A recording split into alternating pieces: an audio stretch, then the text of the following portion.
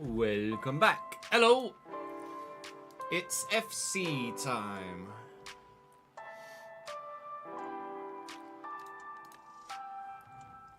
It is indeed more of the Cambridge RTG. We'll be ending the 4th season today and beginning the 5th.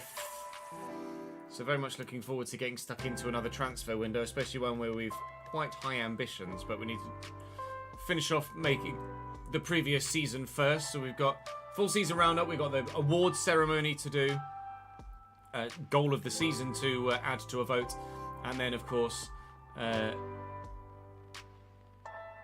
into season 5. What I do need is Sophie, because we have someone new to make as well, actually. Let me go position striker. We have somebody new to make to add to the save. So let's... Actually, I need to be in save first, don't I? We need to start by making John, and then once we've made John, we can crack on. If you'll pardon the unintentional rhyme. Just started your first ever Leicester City save. Nice. Right. Let's create John, shall we? We're going to go for... Where were you? Bosakani, who we have already changed because he's not there anymore, which is fine. Ajago. Have we done you yet? No. Forster Ajago. There we go. We shall change Forster Ajago to be John Everett. So let me get John's stats up. Or that's handy, is it? Oh, well, I just you purposefully looked for a fucking striker. Not given a jersey number, so we'll give 9 for him being a striker. Potential 92. 4-star, 4-star. Right-footed. Striker will have high-low work rates. No birthday given for Gamer Dad either, so we'll just leave it on what it is. So change that to 2005, so he's the right age for the rest of the season, unless Gamer Dad is here. We are running out of shitters, you're right.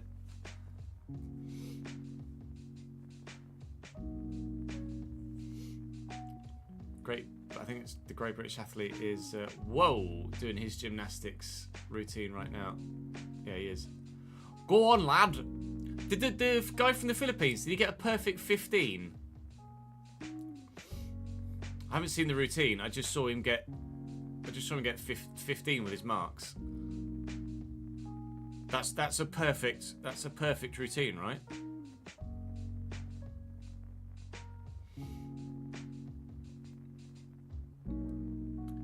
Nine is good, and 14th of June. Merci beaucoup. Thank you, John. 14th of June. Right, English attributes. So this is gonna have to come up to like 70.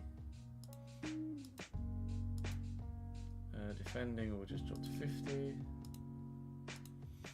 skill 65, power 65, movement 65.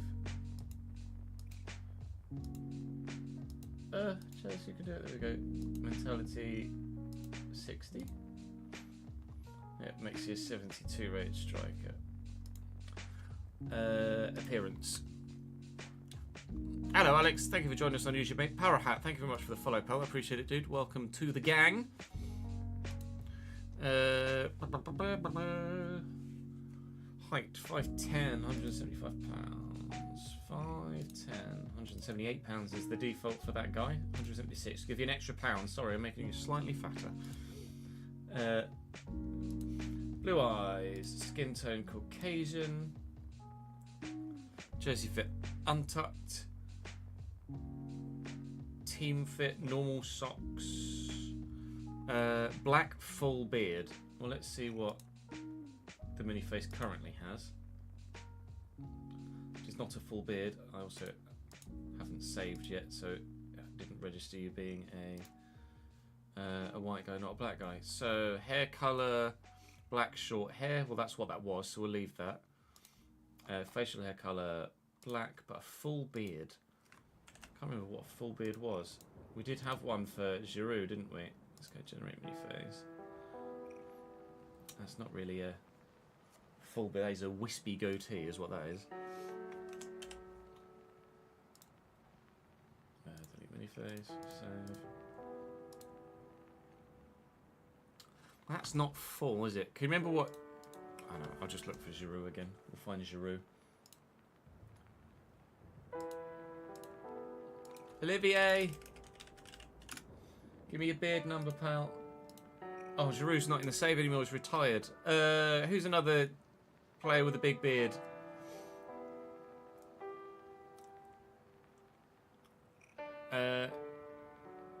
Drongowski has a big beard, doesn't he?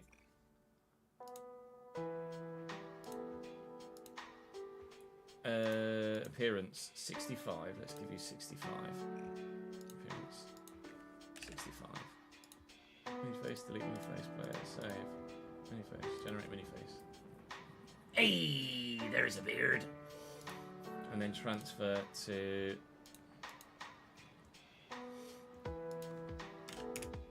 Pinkadons on a 36th month contract. Finalise. Right, so you are going to be, there's my spreadsheet, a 72 rated, 72 rated striker, Pinkadons, and then let me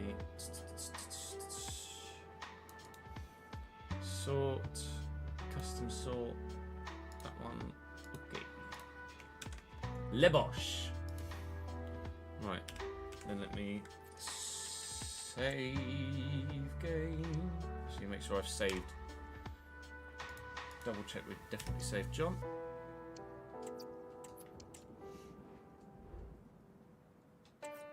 Yeah, you've gone from gamer dad to mountain man dad with that beard.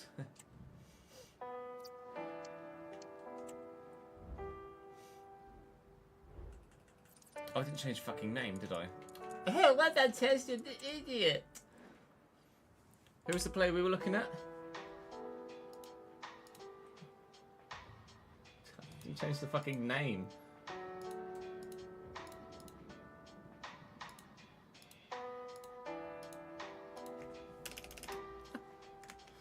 Well done, Cheese, you fucking moron.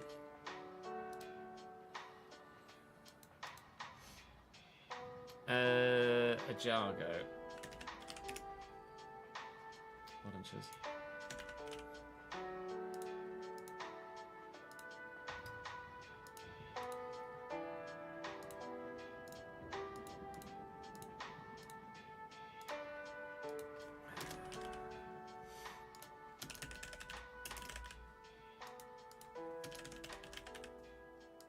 Right.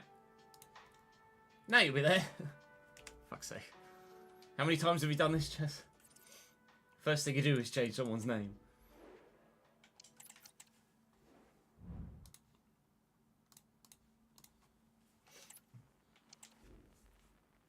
Yeah, the mountain Mountain Man.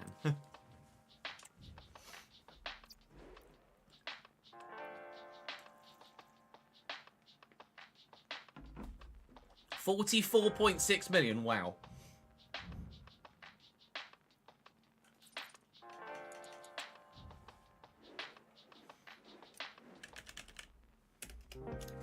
John Everett.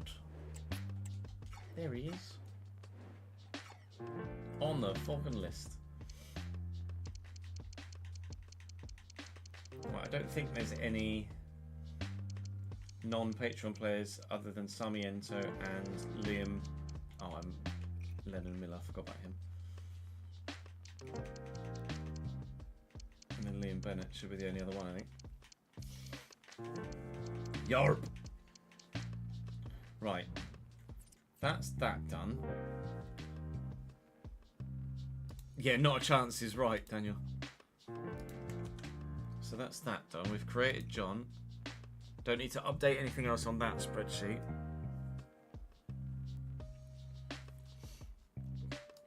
We will need this spreadsheet. We need to go through the comment section of the episode as well. But we'll do that once we've recorded the actual full season roundup. We'll do a full season roundup. Gonna need the finances, aren't I, for the spend tracker? That should just be, yeah. That's for the Leeds game, the prize money. But we did the Leeds game and then the prize money in the thingy, I think. Yeah, 19,107. Yeah. Okay, let's go to the end of the season now.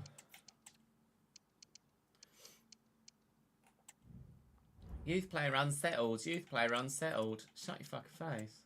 Tim Schmidt. Ah, Tim Schmidt was half decent. Fine. And Thomas Oakley. Thomas Oakley can get fucked. Oh, and you've changed position now. To a CDM. I'm still fucking 59 rated. Are you serious?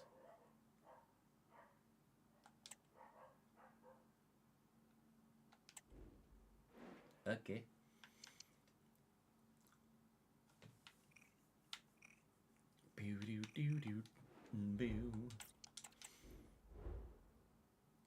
Because we will do the kind of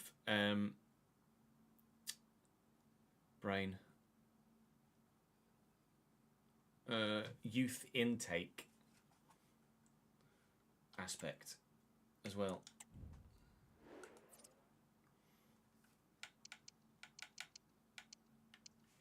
So it's just player wages and shirt sales.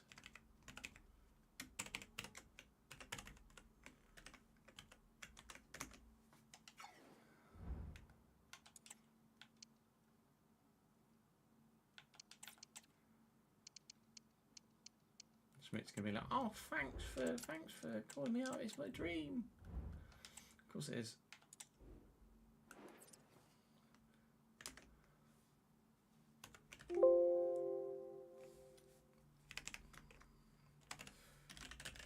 Oh god, all caps. Player wages 185.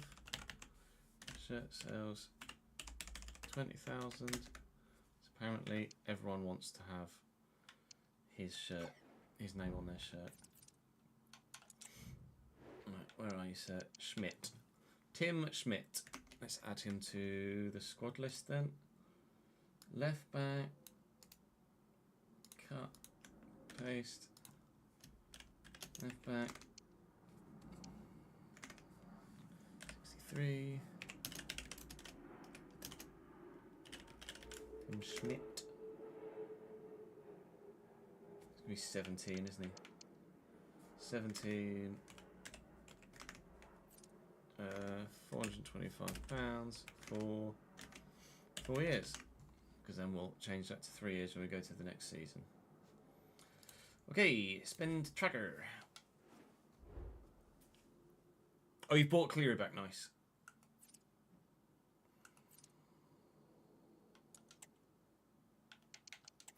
We'll do the season roundup on the 27th, whatever it was.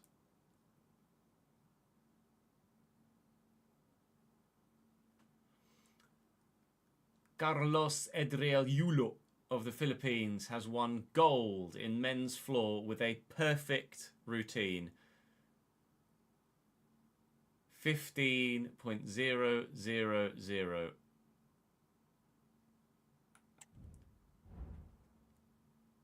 It's a silver for Israel with Artem Dolgopyat. Brophy and Kellarosa's contracts are expiring, that's fine. And a third for Jake Jarman, who gets bronze for Great Britain. Go on, lad. Pretty sure the Filipino guy got a perfect routine. All youth facilities. £40,000.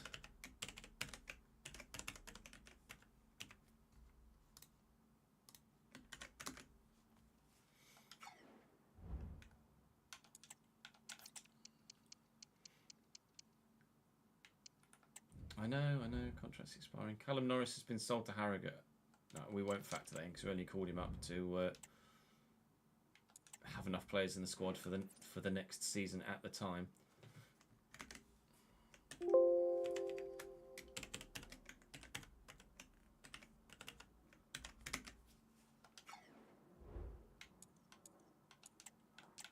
One more, and then one more. And I think we're in the right place. Player contracts expiring. Interest in Aidan Calhoun.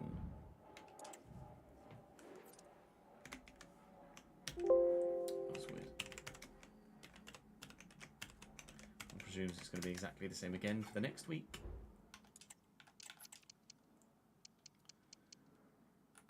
Financial report.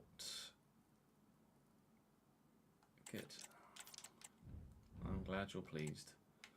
Even though I've got myself set as unsackable. So it doesn't really fucking matter whether I get the objectives or not. Right, let's close the window and then finish recording that. Oosh.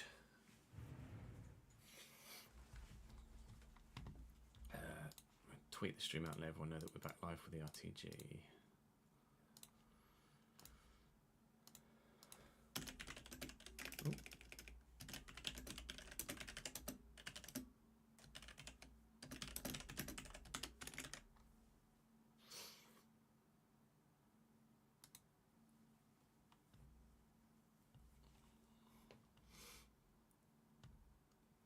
Cambridge 2-0 down in a friendly against Colchester inside 9 minutes. Lovely.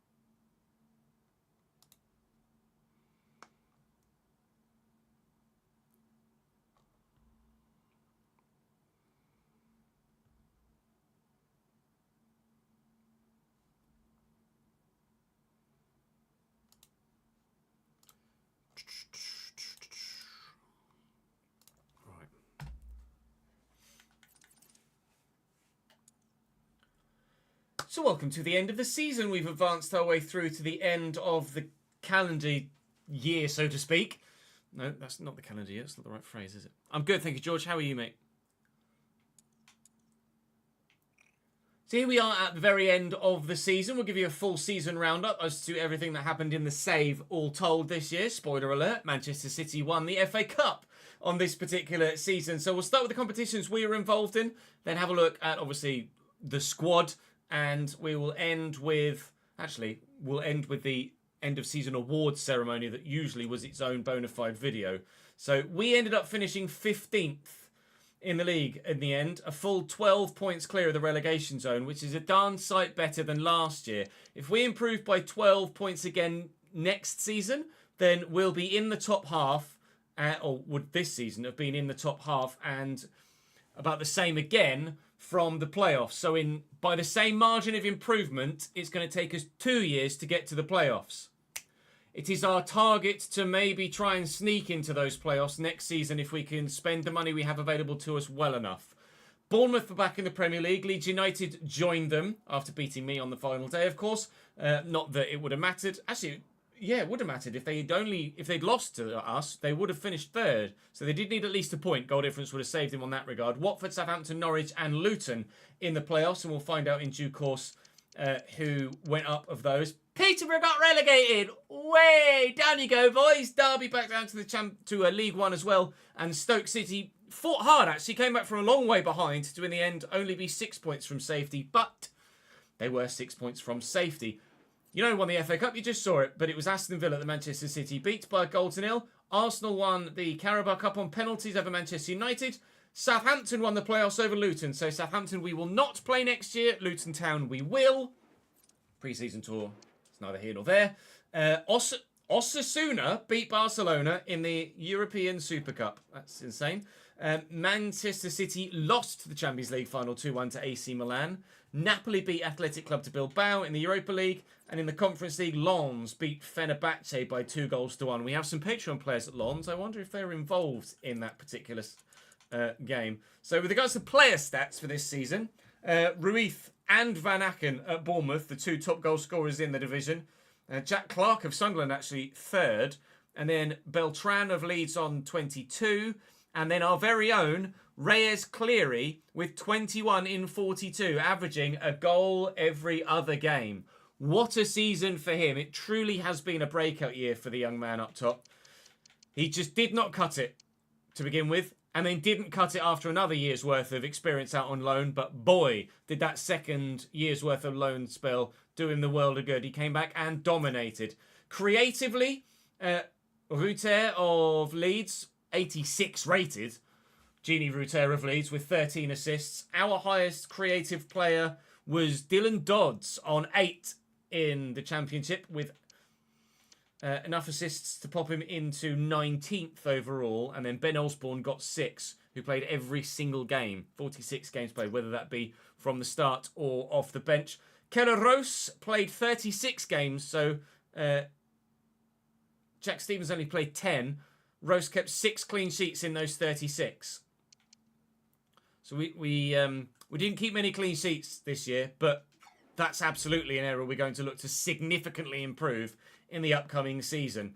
So with regards to the other leagues, who will be coming down from the Premier League to join us in the Championship next year, who will be coming up from League One, etc. City did win the league by 14 points from Chelsea. Arsenal, Liverpool, Newcastle and Manchester United all ended on 71 points. It was goal difference alone that separated the 4 of them. Arsenal and Liverpool in the Champions League next year. Newcastle and Manchester United having to settle for lesser European competition. Spurs 7th, Villa 8th. Down the bottom, Sheffield United, Leicester City. Oh dear, West Brom. 12 points for West Brom, beating Derby's record by just 1. Derby's record was 11 points, wasn't it, in the Premier League? Or was it 12? I think it was 11. Regardless, bloody terrible year for West Bromwich Albion. 32 of 38 games lost. Christ! Sheffield United and Leicester will join us next season. Also joining us will be Birmingham City, back to Championship level, and Barnsley, and one of Sheffield Wednesday, Rotherham, Portsmouth or Bolton. Getting relegated from League One back to League Two is Notts County, Forest Green, Salford City and Stevenage. And then in League Two, Burton Albion, Stockport County and Swindon Town will be back up to League One. Fleetwood, Shrewsbury, Port Vale and Tranmere in the playoffs. And then were the division in the game, Barrow and Sutton would be relegated to the National League. That's the Premier League. You've already looked at that one. In League it's PSG by bloody 19 points. Someone put a stop to their dominance in France. Leipzig win the Bundesliga on goal difference ahead of FC Bayern München. And Dortmund are only 9th. Oh dear. That's not a great year for Borussia Dortmund. Juve win Serie A by 2 points. Congratulations to them. AC Milan, Roma and Inter, the others to join them in the Champions League. It's PSV in the Netherlands. In the Portuguese League, it's Sporting by 5 points. In the SPL, it's Rangers from Celtic by 17 points, a big margin there. And in Spain, Real Madrid. Barcelona only 8th. So Dortmund and Barcelona having a nightmare season here in Season 4 in the save. That's really, really poor from them. With regards to the overall objectives that the board set us, obviously we have ourselves set to unsackable, just to ensure that we get to stay at Cambridge United, because we were expecting a difficult challenge in a more realistic fashion, which is indeed what we've gotten thus far in the save. We still did pretty good, so happy enough with those. With regards the youth setup, actually, this is key. So previously in other seasons, we have called up youth players throughout the course of the season as we've gone along. From this season onwards, we are now utilising the Football Manager-esque youth intake, where you get a number of youth players come and become available at the end of the season, and you get to pick your favourites and sign the best few of that crop. We have already signed one up because he was being a whingy little bitch and was like, I'm going to leave if you don't call me up. And he was the highest rated of those that were there, so it made sense he was going to be one that we called up anyway. Tim Schmidt, a 63 rated left back, has come up from the youth academy, so he will be joining us, and we are to make one more signing as well. We have a right back, Duncan Beattie, not very good. We've Fritz Schneider, not very good. Caleb Partridge has some pace and good physicals. He could be half decent. He's got 65 shot power, 67 long shots. I don't know whether he'd grow quickly enough to stand a chance of being world class, but to have decent pace and really good physicals at the beginning of a youth player growth actually shows some promise. We would just need those technical abilities to improve. So I think I might call Caleb Partridge up and give him a loan spell and see what happens on that front. The player is currently too young to be promoted. I can't do it. Anyway, I hadn't noticed he was 15. Benjamin Bauer is 59 rated. And he's got a decent potential window, but doesn't look sensational. He was a fullback. We changed him to a CDM and he didn't really improve. But Milo Kaiser, you can see the potential window. He's 63 rated. Fantastic physicals already. 87 aggression at just 17 years of age is brutal. 67 stand tackle. He's got good long shots and shot power too, which could make him quite the fantastic CDM even, maybe, if we can get his short passing up as well. So I'm going to call him up, and we're going to call up, or have already called up, Tim Schmidt. Partridge I will call up when the opportunity presents itself, but the rest we will let go. I will send my scouts out again for another year next season in different countries to try and unearth the next crop of world-class players. What I needed to do was sort everyone's sharpness out on the run-up to the end of the season. But with regards to the squad that we currently have then, those players that are leaving are Keller Rose and a handful others. Gallardo's loan will expire. Dyer, we sold to Tottenham, loaned him back for the rest of the season. He'll go to Tottenham again. Rothwell came in on loan and was decent. And Brophy, unfortunately, his time at the club has now passed. So, Rose is going. Jack Stevens will be our backup keeper. Bourne just hasn't really grown, unfortunately. An obvious place to improve next year, and we will do. At left back, Junior Firpo is 74 rated. We'll continue to start at left back unless we find someone sensational. Anderson, I'm quite happy to let go. Schmidt, we will look to loan, obviously, with some potential there maybe for him in the future. Ben Osborne will continually be a central midfielder or a fullback for us, but may well be moving to a squad player if we can find an adequate central midfield replacement for him longer term. I'm not yet sure. At centre-back, Caleb Watts is 12 months left on his contract. He only grew by 1 and he's peaked.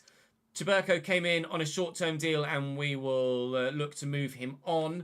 Fontan, in fact, Tuberco, I think I tried to sign him on a 6-month deal and it wouldn't let me. I had to give him a 2-year, but we wanted a 6-month deal, so we'll just let him go and not regard the financial aspect of it. Kaiser, we will obviously look to loan now. And interestingly, Kirk Henderson obviously doesn't fit our formation as a CDM. However, it is my anticipated plan of action to change Kirk Henderson to a centre-back and start him alongside Jose Fontan next season. He will come back from Southampton.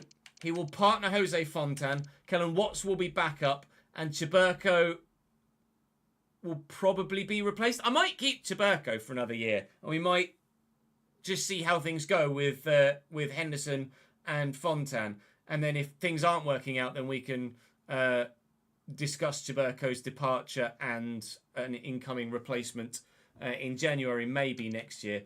Right back, Lasse Sørensen has solidified in that position. I'm still not entirely happy with him. If there's someone that is an obvious purchase next year, we will look to do it. But I think Lasse Sørensen will hold his first team spot for now. But it does depend on who's available in the summer. If there's someone that is obviously an upgrade that we can realistically bring in, then we will not hold the side back for the sake of fan favourite players or fan favoured players. If there's an improvement and we can get better, we will look to do it. No player is bigger than the club. Isaac Hayden can piss off. Carol Linetti has been fantastic since he joined, and I'm really pleased with him. Jensen Weir has been fantastic since he joined. I'm really pleased with him. James Balagizi, we're going to offer him a new deal and try and get him loaned out if we can. Richards, I'm going to look to sell next year. It didn't quite work out for him this season. We progressed slightly further than we anticipated, actually. And he's just not going to cut the mustard. We only bought him because Cambridge got him in real life and we'll move him on. There is a 5% sell-on fee going to QPR, those we need to be aware of to make sure we apply that when we sell him with regards to our financial spreadsheet. Obviously, Brophy's going to leave us. Alejo's been great this year, actually. 5 goals, 4 assists in 21 games. That's almost a contribution every 2 games. He has now declined to 72 rated, so I don't know what to do with him, really. Well, obviously, he's only just joined us, so he will stay. But whether we replace him out on the wing, I don't think so. Dodds is going to continue to grow, so we have basically those two on one side of the wing. Yengi, we are going to change to a left winger.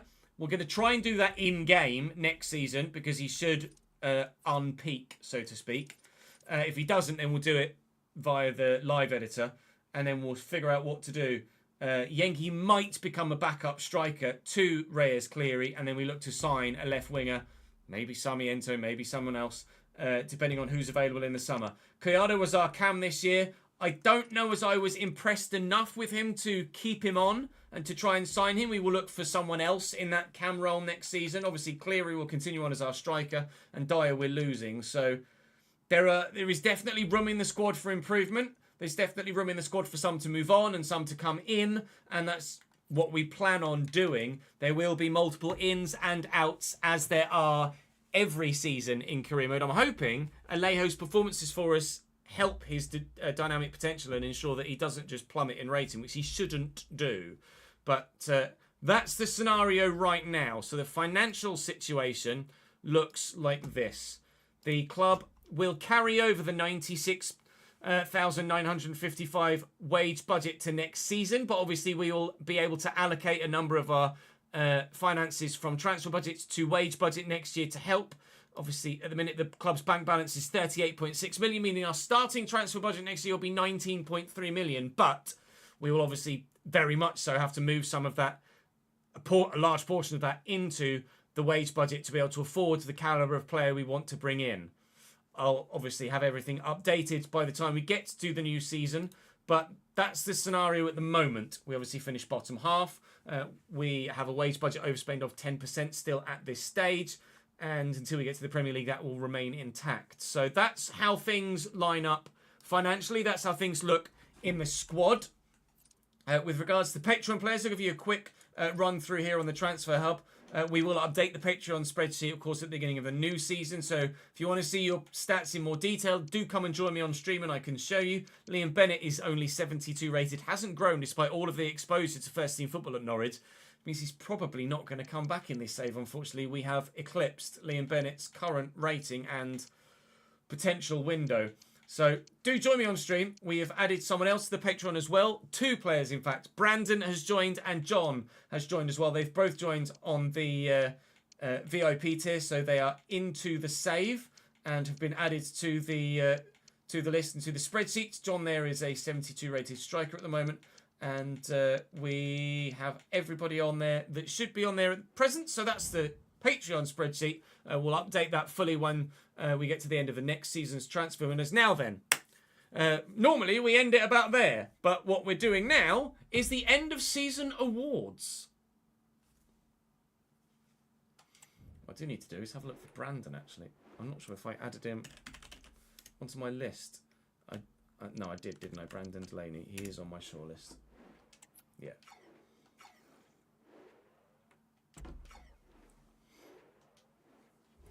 We need to change the transition. And then we're going to need the...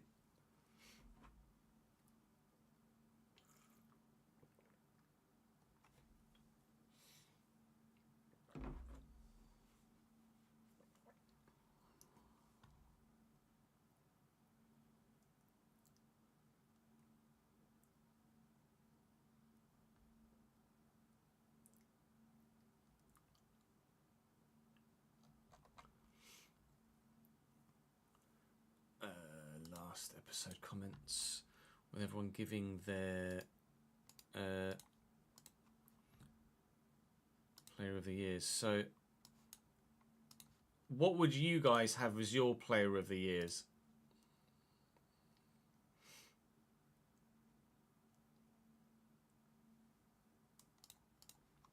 Who would you have given? The Philippines bloke that just won the floor exercise gold is getting a house and land to go with it when he goes back home. Fair play. Was it a perfect routine, Reese? I saw the score was 15.000. That's a perfect routine, right? It's not cold water, David, you know, it's room temperature water. You're good with Panos' selection. Cleary, Cleary, Fontaine, Cleary. I think Cleary's about to Cleary up, isn't he?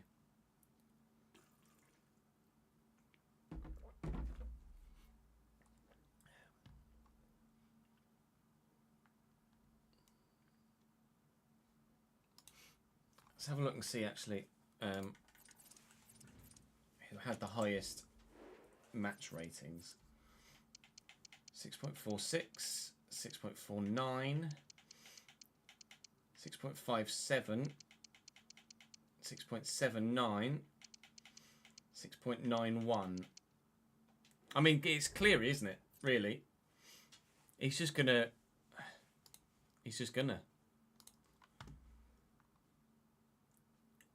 How old is Cleary, though? Who would get Young Player of the Year?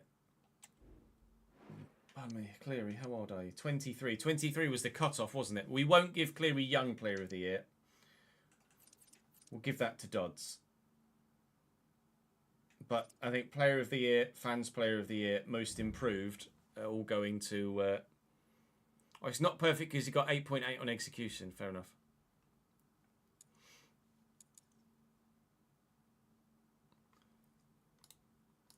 So, Player of the Year, Cleary. Young Player of the Year, Dodds. Fan Player of the Year, Cleary. Most Improved, Cleary. Signing of the Season, Fontan. And then Goal of the Season we'll do when we get there. Okay. I want that.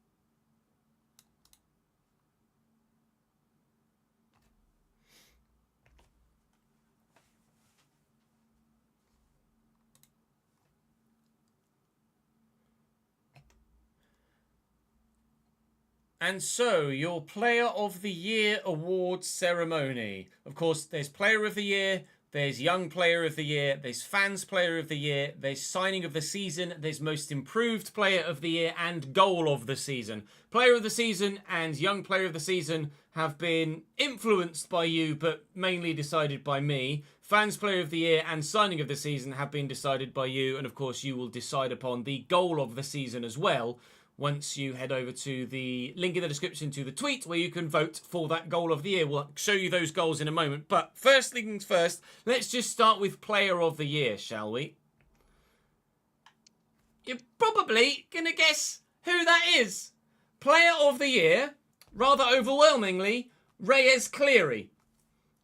74 rated, grew by 2. 21 goals in 42 in the Championship, as you saw slightly earlier on. 46 games played total and 25 goals and 4 assists overall. An average rating of 7.01 over the course of those 46 games. Deserved player of the year, I think you'll find. Also, winning fans player of the year is Reyes Cleary. Also, winning most improved player of the year is Reyes Cleary. He has clearied up at the Player of the Year awards. And rather than drop back and forth, I'm just going to go up to your young Player of the Year is Dylan Dodds. 39 games played in the Championship, 3 goals, 8 assists. The standout youngster at the team this season. And your fans... No, not your fans player. Your signing of the season is at the other end of the scale.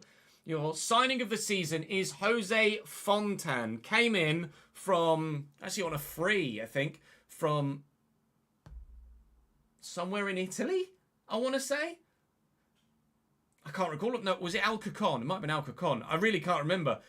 Came from left field and solidified that left centre-back role. Jose Fontan was fantastic for us. Scored on debut with an excellent header. Scored on his second game with an excellent header. And then helped us defensively take steps forward to ensure we were not involved in a relegation fight for longer than half a season. And we powered out of that scenario thanks to the defensive solidarity at the back. Hence Jose Fontan's signing of the season and the goals of Reyes Cleary.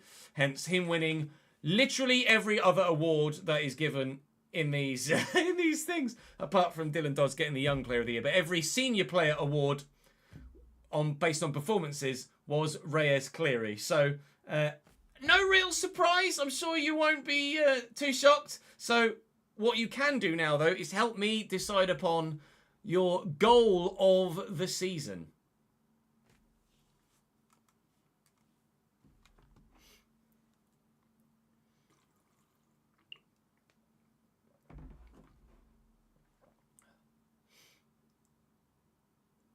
Oh, Simone Biles flopped it. Or is that a practice? That's a practice. Okay. I thought for a minute she just absolutely fucked it, but no, it was a practice jump. Men's pommel horse final with Max Whitlock starts very soon.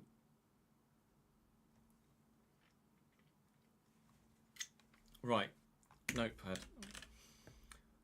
Goals of the season. Episode 3, Middlesbrough away. Episode 3. Ladies and gentlemen, welcome back to Middlesbrough the Realistic away. RTG here on... That one? Jones. Fondness for one goalkeeper. Delivers a ball that with the attentions of the defender right in front of him. Was it this one? Alex Gallardo, yeah it was. Couldn't get to. Jensen will get this across though, and Alex Gallardo scores his first goal for the club.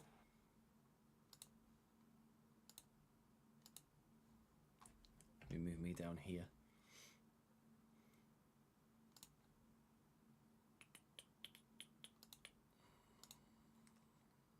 Move the sub count as well.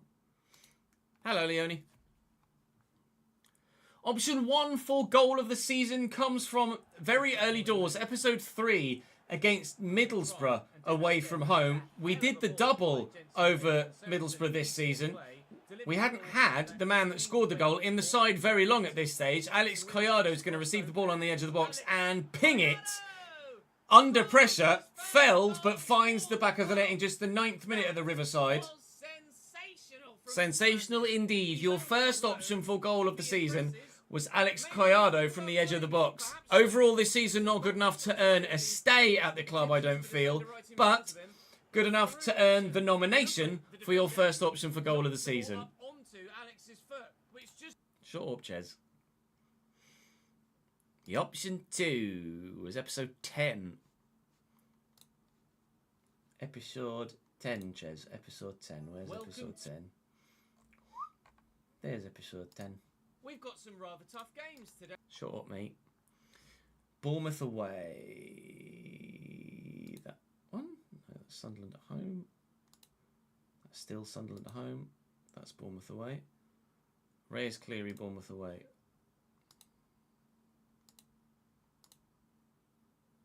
Aspire to stand a chance of getting out of this division. It's a level that we could be at within the next 2 seasons, but we're going to have to make sure that we recruit well and don't waste Was this money the... No, this wasn't a diving header, was it? on players that aren't going to improve. Oh, this was one where he just whacked it off the... What a bleeping goal here, but, King goal. I mean, by the... And don't within the next 2 seasons. Goal 2 for your perusal is away from home against Bournemouth, a game that we weren't successful in the end, unfortunately. But the goal that came was particularly impressive when it did arrive. Right into the stanchion from Reyes Cleary. I'm sure you remember it because it wasn't that long ago. Initially, it looked like it was going to go wide, but that was kin amazing from Reyes Cleary. He has cleaned up the awards elsewhere. Is that your goal of the season to help him win another one this year? Season 4, is it 4 awards for Reyes Cleary, or maybe option 2 will not be the one you pick? It's going to be 1, 3 or 4. Let's go and find out which one 3 was, which actually came in the same episode. Sinister is just the quality derby today. Nasty challenge, Lynette been waiting for.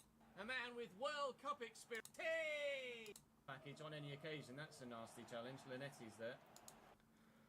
Now, option 3 was one that kind of made me explode a little bit when it happened. It was something that we've not seen for a long time, actually, with a big looping header into the back of the net. Dodds gets the ball into the middle here, and the technique on Linetti's header there, I'm going to rewind it. Watch Linetti's technique, because in the replays you don't actually quite see it as well as you can. We'll watch it in slow motion as it goes. Carol Linetti nails this header. It is absolute perfection from the pole. Dodds gets down the line, not really anywhere to go there, turns back, and then as the ball's going to come back in here, we will watch it at half speed. Watch Linetti's technique here. Lunges and flicks. It's unbelievable, that header from Carol Linetti. Back to normal. 2 goals in the same episode for your perusal this time around. We've had 2 goals in the same episode every season. In fact, season 1, we had 3 of the 4 from the same episode. And last year, we had 3 from of the 4 in one episode. But that header from Carol Linetti is right out of the top drawer, right into the top corner. It's pretty gorgeous, to be fair. And then your 4th option came just 1 episode later. That's the quality we've been waiting for. Episode 11. It's weird that the next episode doesn't just immediately make itself available here as part of the recommended. Welcome back to the QPR at home, which was relatively early on, wasn't it? Have to wait and see. Yengi will start the season though. We will look to improve with someone even better. In that that's not QPR, is it? No, it's Blackpool. Save. Cleary's come off the bench here to try and change. Other than that man, think about it, ref. Oh, Dylan Dodds is going all the way. Dylan Dodds equalising. Osborne does really well. Dodds equalising. Dodds has gone. Does really well. Your 4th and final goal of the season option is Dylan Dodds. He was involved in the goal of the season vote last year, but was not successful. Does he get your vote this time around? The ball built up down the right-hand side here. Sorensen going on a decent run and just lifting it over the top. Dodds then brings it down and turns one, drives towards the box, turns a second, gets into the box, and then buries it really nicely into the bottom corner. A solo effort from the young man that's already won 1 award with Young Player of the Season. he may well win a second there if you decide to vote for that as your goal of the season for this 4th season. But that is the last action of the episode. That is the last action of the season. I will be back with you tomorrow for the beginning of season 5, where the transfer window opens, and thanks to the growth of some, we have ourselves a ceiling of 75 rated, unless someone grows to 76 between now and the first day of season 5, as a ceiling for as high as we can sign. And quite clearly, with only 3 players at that level, there's going to be quite a considerable amount of improving we can do. And you know, we've got money to spend as well, so it's going to be a big transfer window for us. Do come back and join me tomorrow for episode 1 of season 5. Do come and join me on stream tomorrow. I'm offline today, as you see. Actually, no, this is going to be... Yeah, no, this is Monday's video. So I'm offline today, as you see this. No, I'm not. I'm offline tomorrow. I'm all over the place. I'm online today, as you see this. But I'm offline tomorrow. Episode 1 of season 5 is tomorrow. We'll then be recording more on Wednesday, so join me then on stream if you're not going to come across later on this afternoon. Well done, Chez. Days on and days off change each week, and evidently my tiny little brain gets confused sometimes. That's all for today. Thank you very much for watching. I will see you in season 5, where we are aiming to finish better than 15th. And that's that one finished. Let me cool the fucking room down again. Jesus Christ, it's hot in here. Jesus Cristo.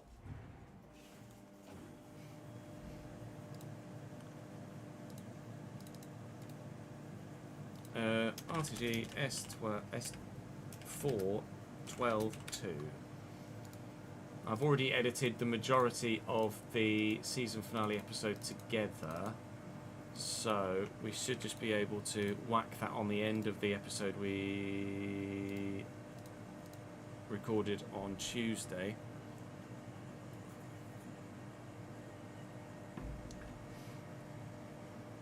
Oh, he's just signed in Porto. Aruka, that's it. Aruka. That's where I got Alcacon from. And then we can whack that on there and we'll just add that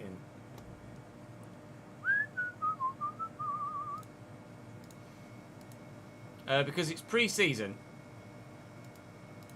That's why Cambridge were 5-0 down at half-time.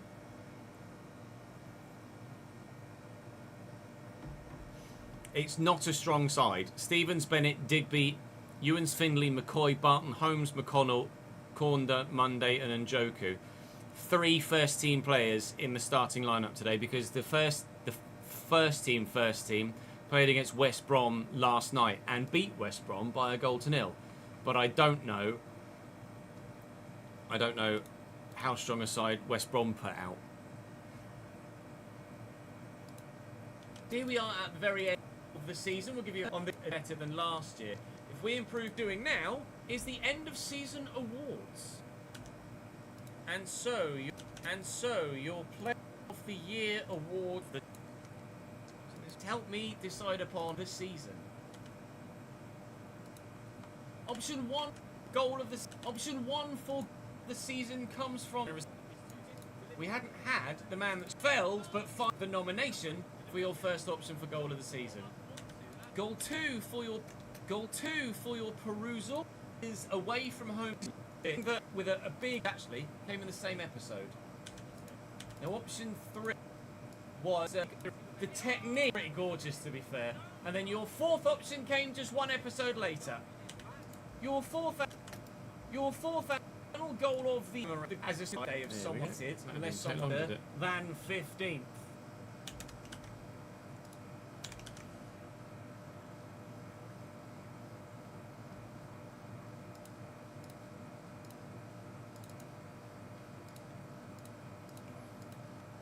I think we've added John to the end slate. I'm sure we've added John to the end slate.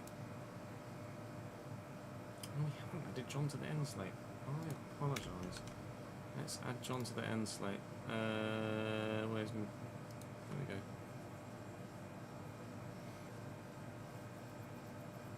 we go. I record during Cambridge games all the time. Enzo. Unfortunately, this job and the internet doesn't sleep, so I don't have the luxury of going to a lot of football games at the moment, and haven't done for a number of years now, unfortunately. But anytime I can get to a game, I try.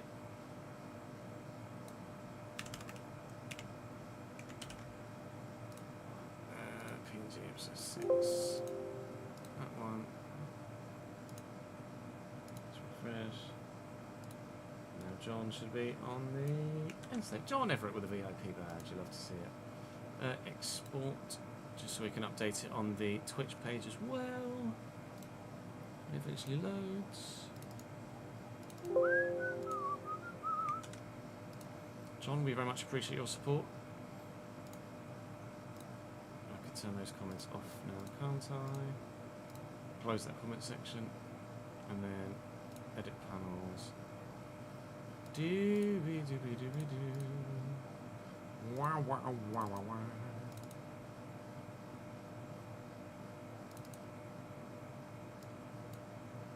Done. Submit. And it's updated underneath this stream as well. There we go. John is immortalised amongst everybody else that's been kind enough to support the Patreon, should I say. We want music now. Let there be lights, let there be sound, let there be music. And then we'll just double check we've got everything tallied up correctly, and we will move into Season 5 and have a look at the transfer list and see who's available to buy, because we would very much like to start buying and loaning and signing much better 3 points players. at the end of the day is the most important thing. With Swansea City relegation threatened, or at least down near the bottom, Swansea City to come, if we can beat them too, then our chances of finishing in the top half. Get rid of it, I don't know. In the ball back, I think he's going for goal. Oh my god! He did go for goal! Just Timon with the corner. Just Timon again. It's going to be 3-3 here, or 4-3 to Swansea. That's a foul. Ogbetta's picked himself up and gone again. They've then miscontrolled it. Well, it's 3-3. And we'll head then into the through suspension, though, which will be a miss for them in the midfield. Nikolov, you presume, is the man that's in ahead of, or in place of Druev. Milan Van Ewijk at Leeds United on the bench. It's a signing we made in the moments where we've wobbled. That's it. It was Van Ewijk we signed at Leeds, wasn't it? 2-0 Leeds United! We lose on the final day. The chance to finish significantly higher in the league. Well, we nearly finished significantly higher in the league. It was so close in those upper, lower table positions, if you know what I mean.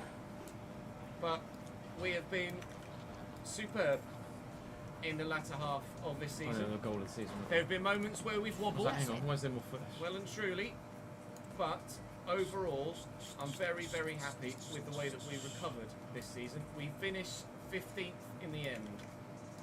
15th. Which is very respectable considering the situation we found ourselves in much earlier in the season. I'll show you the calendar. In the goal of the season vote, Lars gets into the box and decide to vote for that as your goal of the season for this. We'll be back with you tomorrow. But that is the last action of the episode. That is the last action of the season. I think I covered everything. I will be back with you tomorrow for the beginning of Season 5. So what we need to do is Player of the Year. Where's Cleary? There's Green. And then Most Player of the Year, Reyes Cleary. Most improved, Reyes Cleary. Young Player of the Year, Dylan Dodds. Signing of the season, Jose Fontan. And then goal of the season is a question mark until it's been voted upon by everybody else. Right, I believe that's everything up to date. Done the finances. That's up to date. I'm going to copy and bring this over. No, copy, not cut. Whack that there. We're losing Keller Roast because he's leaving us on a free. We're losing James Brophy because he's leaving us as well. So let's bring those up there. Let's bring those up there. Alex Callado, we're losing as well, as we are Isaac Dyer. Kirk Henderson is out on loan rather than being in on loan.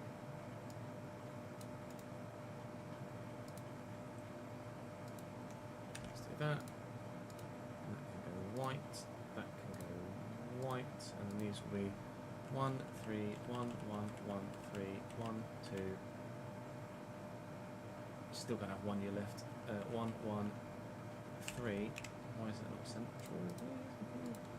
central? 1, 1, 1, 1. Oh, Rothwell was on loan as well. 1, 1, 3, 3, 1.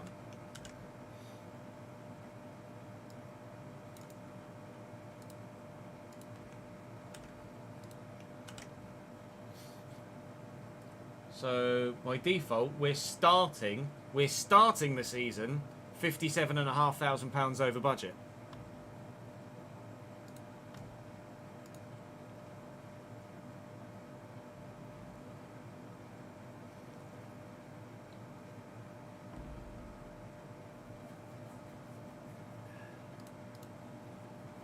That is not ideal, can confirm. Oh yeah, Simone Biles is just insane, isn't she? She's so good.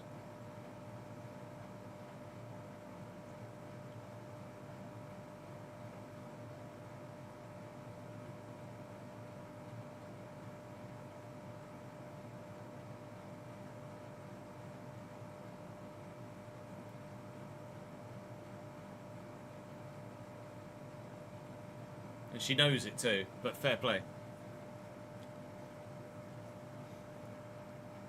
So I believe we're up to date. Bottom half, 50%, sale retention, sale 75, transfer budget allocation we've not done. We'll start off in the top half because we're a C team.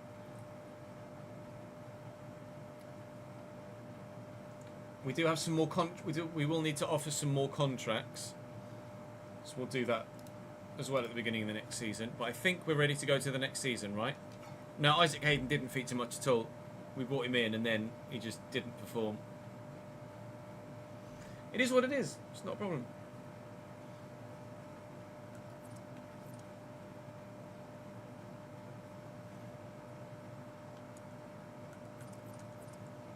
I could just do the contracts now, to be fair. Who's unhappy? Anderson. I'm quite happy to release him, actually. By mutual consent.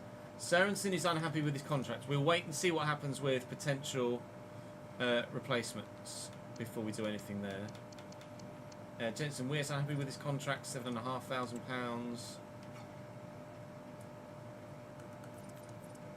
I did like Jensen Weir. He's a good all-rounder. We will negotiate contract. Oh no, okay, good.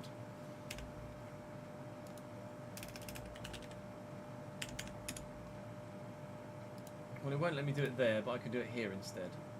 So Jensen Weir, contract is valid till 2028. We'll do a 1 year extension, and we'll give him a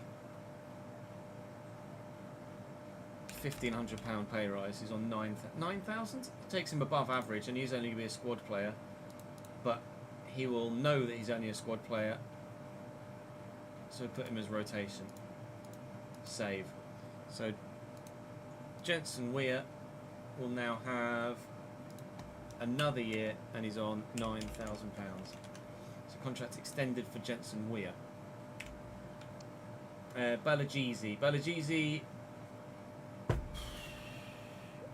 I'm torn with Balajeezy. Hello, Steve. Salah, thank you for the follow, mate. Apologies I missed it when it first came in. What do we do with Balajeezy? Do we just cut our losses? His potential is only 72 at the minute. Do we just say, sorry, you got an injury, it just hasn't worked out?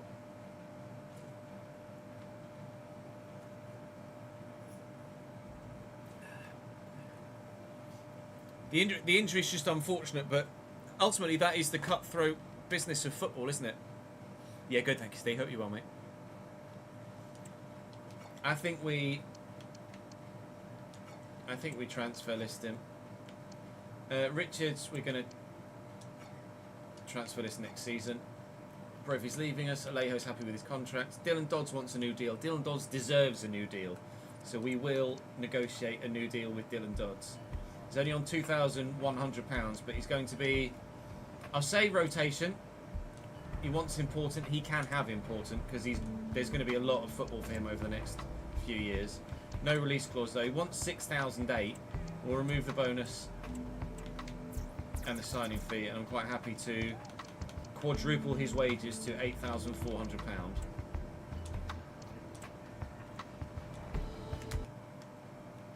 So Dylan Dodds, 4 years, 8,400. Oh, 8,400. He's not on £84,000 a year. Yengi, Cleary, they're all happy with their contracts. Okay. Right, let me save. No, it's just FIFA today, Steve. Open lobbies are on Creator Series days only, I'm afraid. And unfortunately, this upcoming Friday, I won't be live during the day because we're out. I'll only be live for the race. So the next open lobbies will be a week Friday, I'm afraid. 2 weeks yesterday. I apologise. Just the nature of it, I'm afraid. Right, so we feel like we're ready to go to the next season now, right?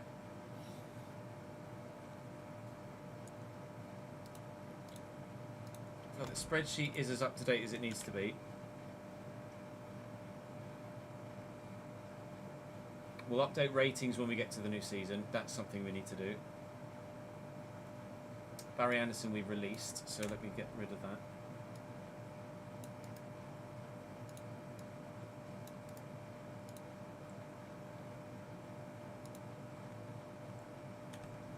And we called up the young centre-back as well, didn't we, actually? Ah, yes.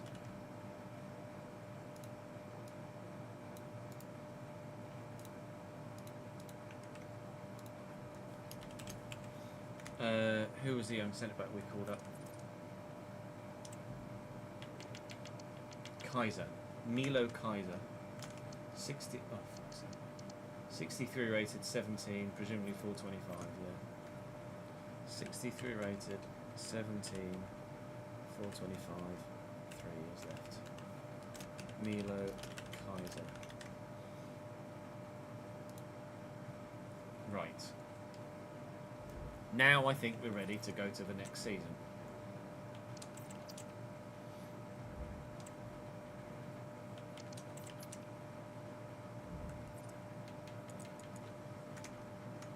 Save. We haven't reallocated any transfer budget yet, but we will do.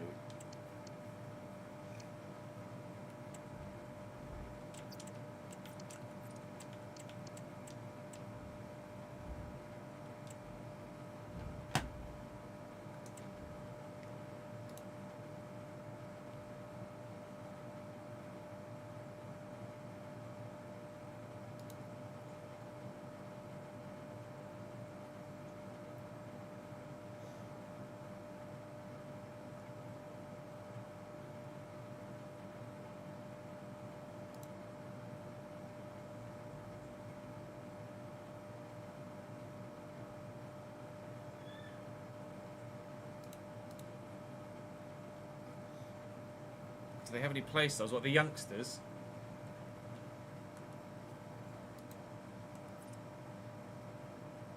Let's have a look. Kaiser has no play styles. The other guy was a left back, wasn't it? Schmidt has whipped pass, block, and rapid.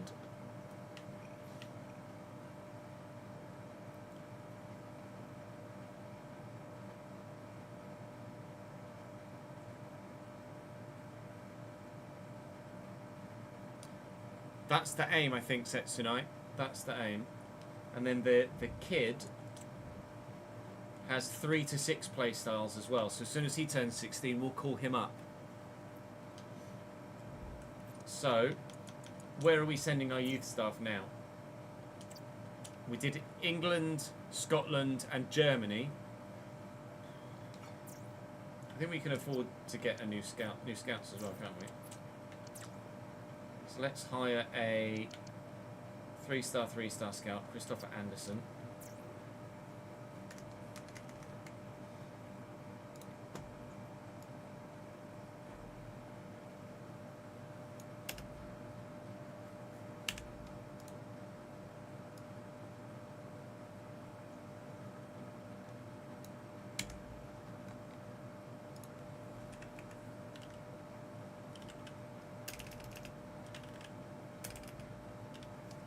Hiring scout.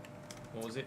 212, wasn't it? 212,000. Was it 212? I've already forgotten.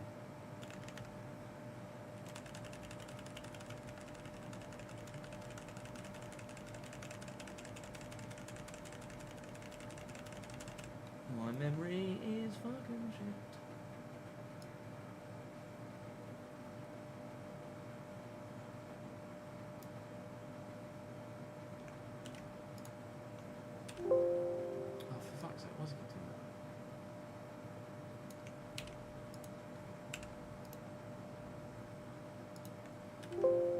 Oh, fuck you.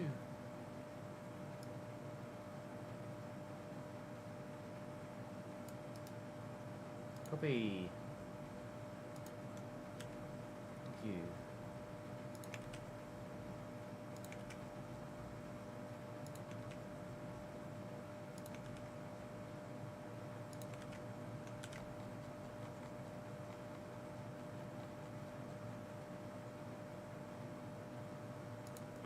Hiring scout again.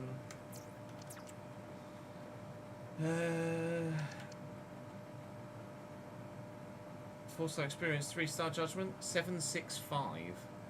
Oosh, that's expensive. 765. Right, I would like to send someone to Spain because we've had some really good Spanish players recently. So 9 months to Spain. We can. I'm quite happy to send the Dane to Denmark. Where do we send the Icelandish guy? Of course, in the Championship, we're still only scouting Europe.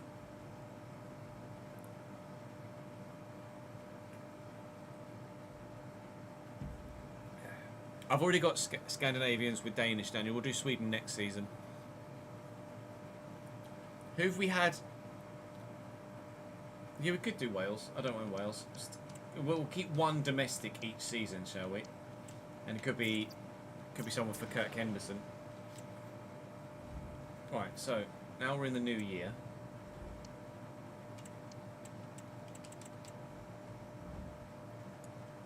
So we'll advance the day. Now we're in the new year. Everyone's moved, and loans have expired. Apart from Joe Rothwell, that's apparently still here, and Alex Cayado, that's still here. Why are they still here?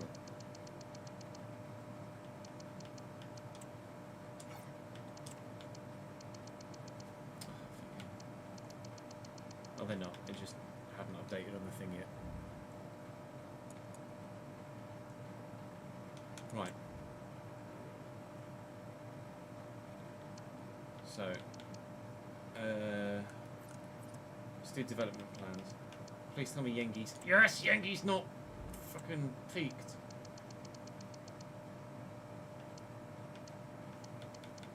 "76 weeks to left wing."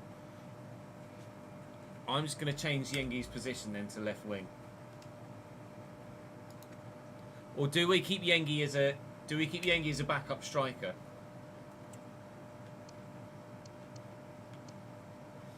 I think maybe we keep Yengi as a backup striker.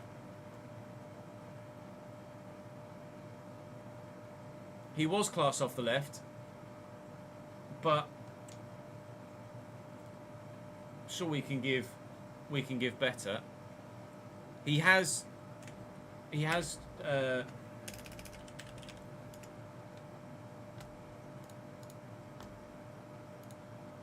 left wing as striker as one of this, like left wing's supposed to be in his position set already. Left wing striker. He's got 75 potential this year, Kusini Yengi. So I've changed him to left wing, but it's probably going to be back up in either position, right?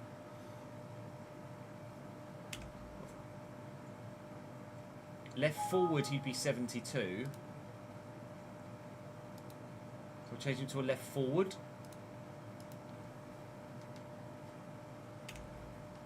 Let's do left forward to make him 72, just for simmed game purposes. Now let me set that video to upload.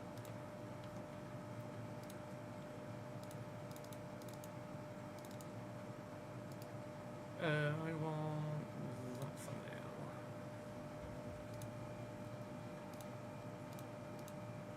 I think changing him to left forward makes sense, because then he shouldn't get a decrease in stats at left wing or striker, right? I'm thinking like the boosts in game. I will double check by checking the formation and seeing what it does to him in any given position. I think everyone's sharpness is going to have dropped, annoyingly. 3 o'clock on the 5th for that video.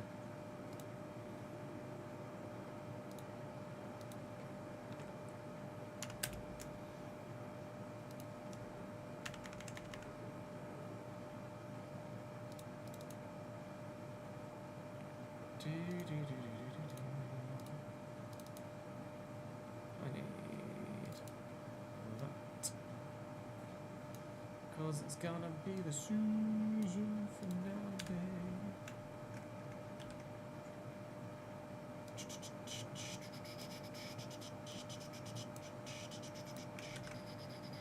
Yes, please.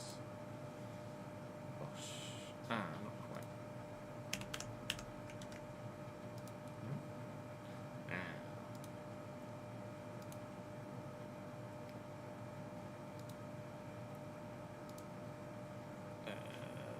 That one. So that's Monday's video uploaded and dealt with. Schedule.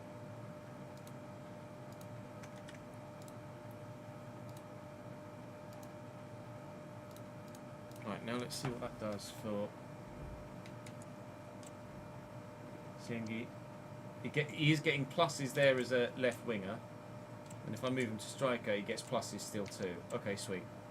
So being a left forward, not a left winger, means that he gets the striker boosts as well.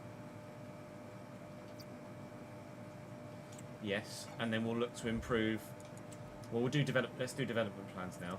So Stevens is still peaked. He's not going to get any higher than 69 this year. Bourne's not going to get any higher than there. So I'd be happy to release Roman Bourne actually, or sell. Schmidt is obviously going to grow, so let's do development plans for him. I think that makes sense, to be fair. And he's loan listed anyway. Watts has peaked. Chiburgo's peaked. Fontana's peaked. So Watts and Fontana, all three have peaked. Do we just sell Chiburgo? We might just release Chiburgo. Because the idea was we were only signing him on a free to the end of the season, right? When did I peak? 2017, probably.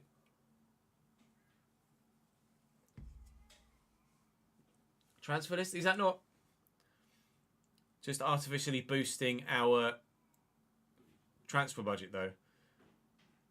Because we didn't really sign him with a view to selling him a season later. We signed him on on a, in theory, short-term contract. Same way Cambridge did with Lyle Taylor. Releasing through the editor is a great idea. Yeah. What's his bloody name again? Chaburko. Yevgen Chaburko. Transfer release from team.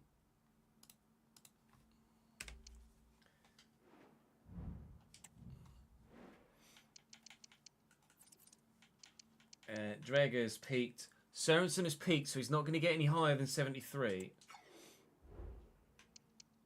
That is annoying. And probably going to be the end of him. Drager, I'd be happy to sell. Isaac Hayden, we're still trying to sell.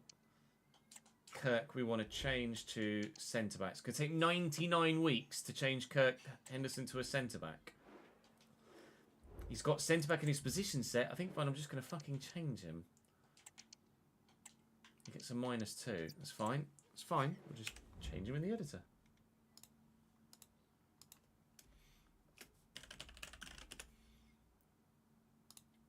Oh, Kirky boy.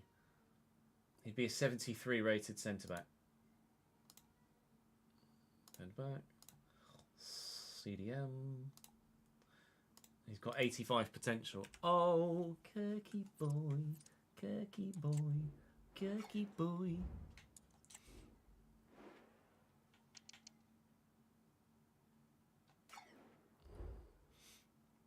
That gets Kirk back in the starting lineup. And then let's train him.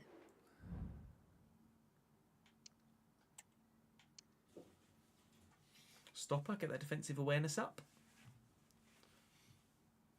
Probably. Balagizi we're looking to sell. He's on the transfer list. Jets Wiz peaked. Lots of peakings. Transfer list for Richards. I think we can delay Alejo's decline, actually. Yengi is not peaked. Okay, that's weird. Oh, is it because he's set to complete striker? Okay, Yengi's bugged a bit.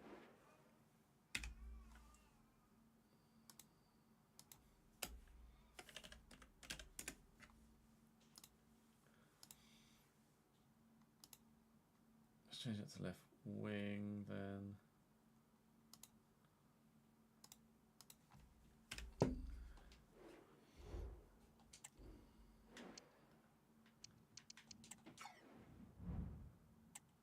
It's weird that there's not, like, left forward doesn't exist in the training program. That's why. I do want to train his passing if he's going to be effective out there. Slightly annoying that we can't put left forward on there, but it is what it is. Dylan Dodds.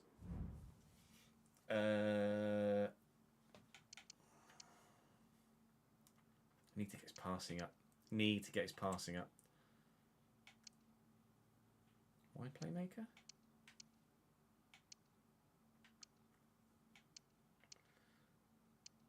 Could do with improving his ball control as well, though, couldn't he?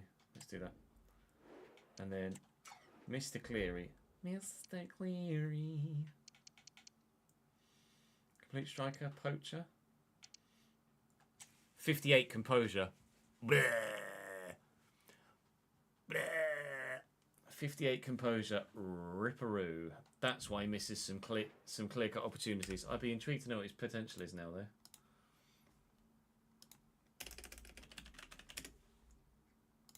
Reyes Cleary.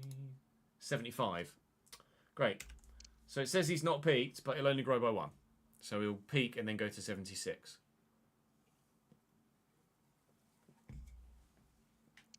Dodds has 61 shooting as the overall stat.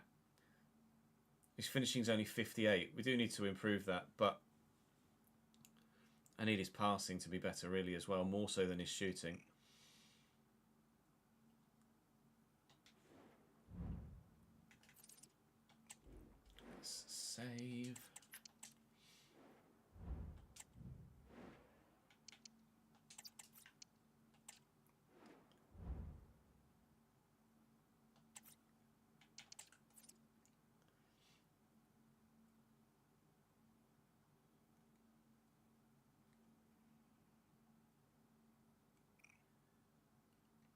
Who's this show now? Oh, she's a United States athlete as well.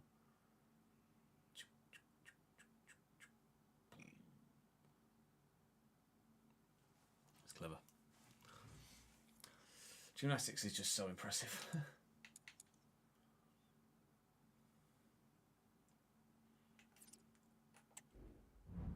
Years.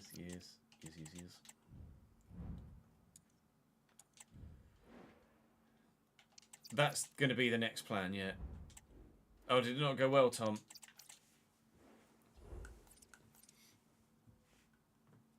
So we have 20 players currently. Where's my spreadsheet? Where's my spreadsheet?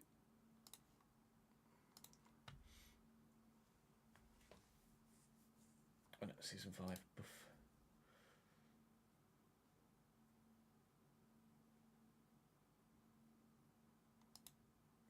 Correct, 20? 1, 2, 3, 4, 5, 6, 7, 8, 9, 10, 11, 12, 13, 14, 15, 16, 17, 18, 19, 21.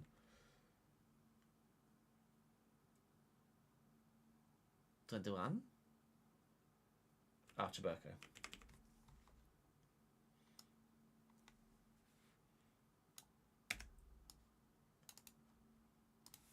There's like, hold on a minute. Hold on a minute, that doesn't make any sense. No, it does. Right, so if I move 4308194,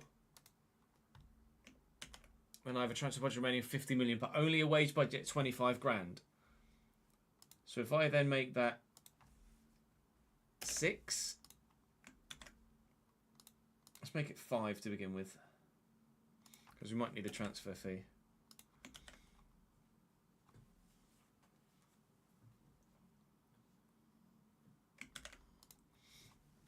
Alright, so that's the starting lineup as it stands.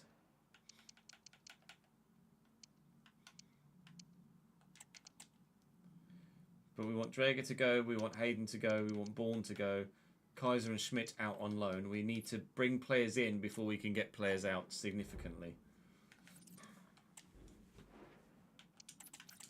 We'll have a look through the transfer list initially and the loan list, because they'll be shorter, and then we can start looking through the free players.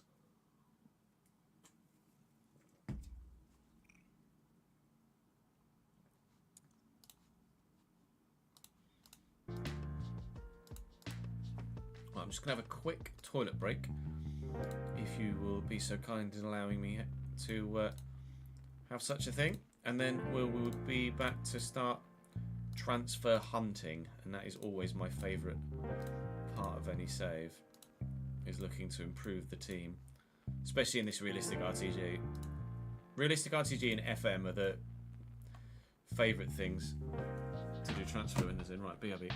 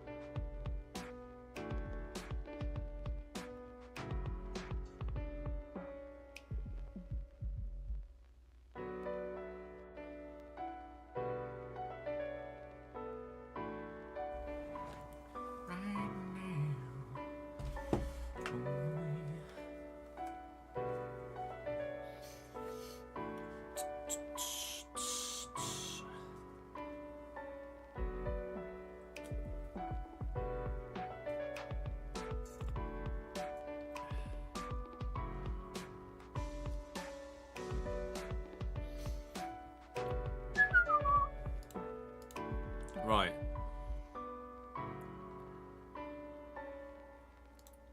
Who is available? That is the question. Now's the exciting bit. Somerville to West Ham appears to be done. Yeah, it does, doesn't it?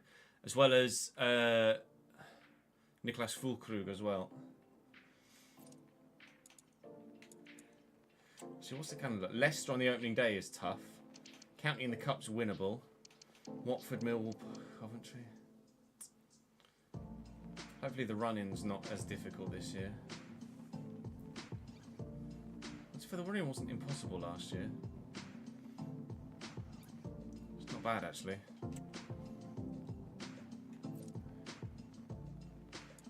Boom, boom, boom. Right, initially transfer listed. Sort by position. I'll just scroll through. Transfer listed goalkeepers. Adam Jakubek, 72 rated, but we have ambitions of aiming higher than that, let's be honest. Adrian, 69. Danny Ward.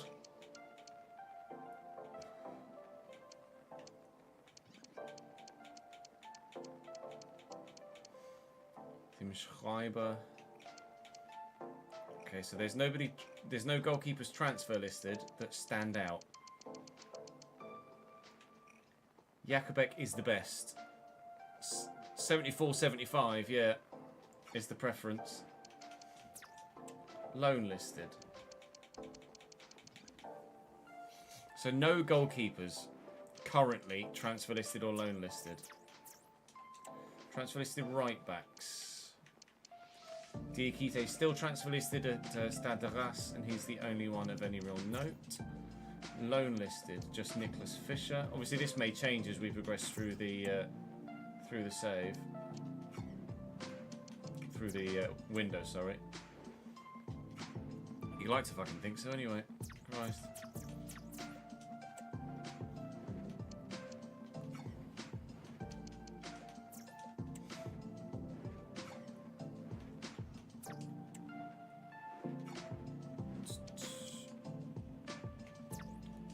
Simone Biles gold medal. Fucking hell.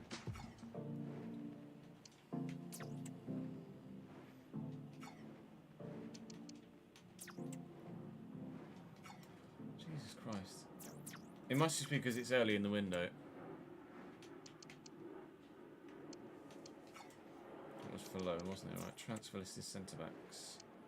Cumetio, 69.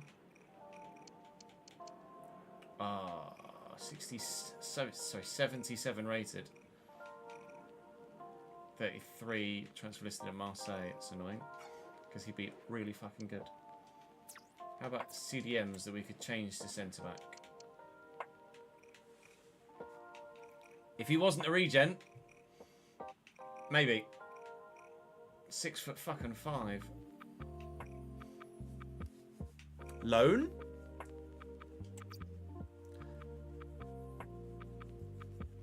Do we sign another youth academy prospect, or do we? I can't loan him because he might be available for free next year because he's transfer listed, but he's only got a year left on his contract. Please put myself on top. Oh yeah, so I'm on the wrong one. All right.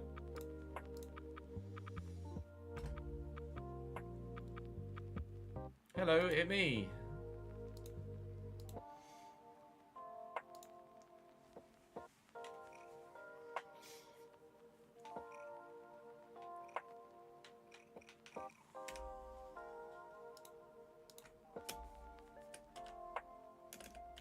I don't know who would be a regen of. He has peaked at 75, so he wouldn't be like an OP youngster.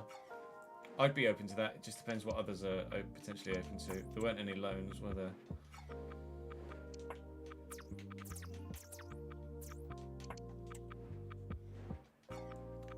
I'm sure there'll be more available later in the window. This can't be. It literally can't be it. Teo Zidane.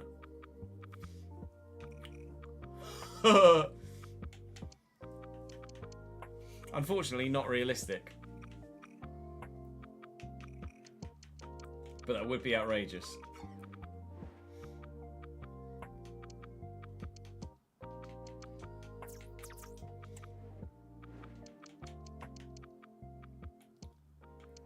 Kyoto is transfer listed.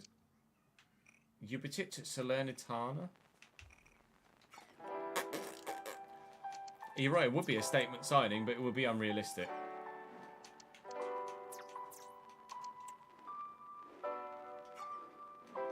I'm annoyed that there's not more players transfer listed.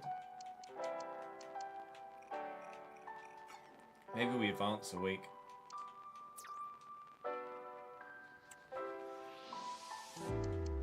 Like 3 fucking players, 3 cams transfer listed. That's it. And the whole save.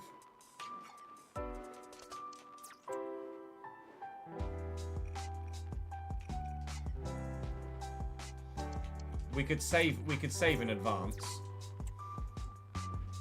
and just see what's what. No ads, no signings done yet.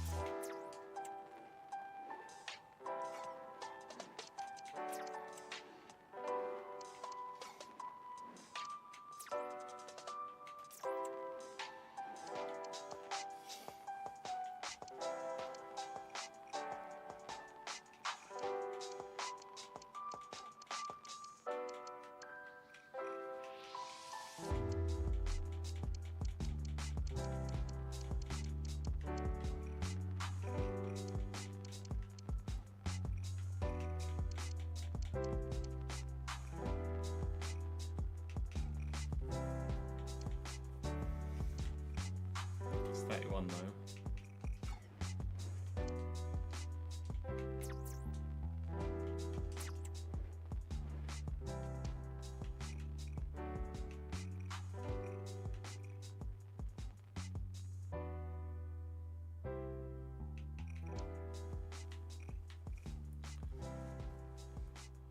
Actually, Fulgini looks fucking tasty. I wonder. He's 76, isn't he? So I really shouldn't. Just out of curiosity, see what he's like, what he's rated as a cam. Even higher. Okay, that's annoying. God damn you, Fulgini. Why you be one rating too high?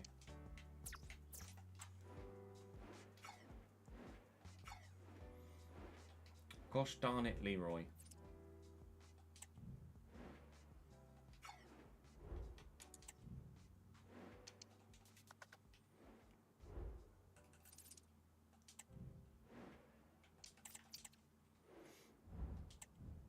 Oh, kind of way he played in Sweden, did he, Daniel? That's intriguing.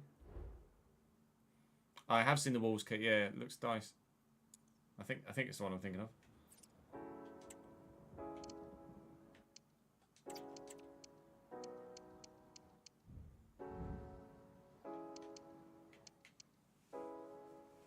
I'd say we stand a natural chance of winning this one and getting some money out of it.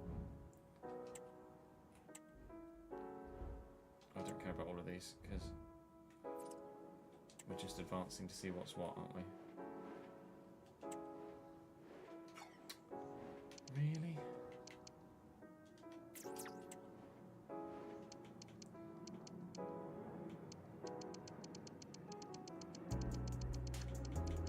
It's just fuck all on the transfer list.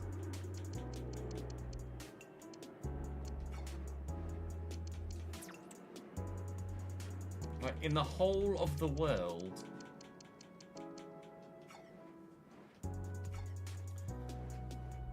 So it's gonna be fucking free agent FC again then, doesn't it? Or suggestion FC.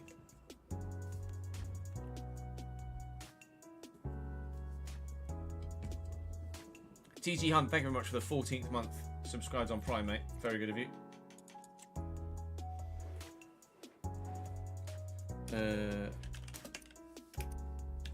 Leon King. 75 at Vestalo. Too expensive. cannot afford that transfer fee. Rephrase, I can afford that transfer fee, I then can't afford fucking anything else.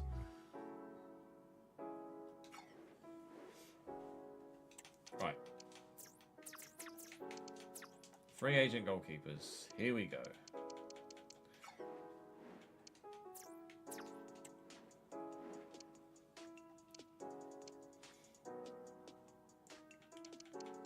Looking for someone in the early to mid 70s. Anyone at all. Anything in green. Anything in green. We're literally still only in the B's.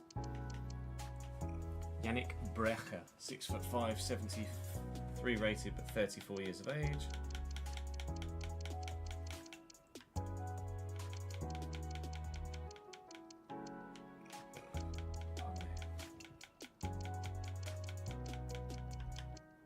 I'd rather not get a region.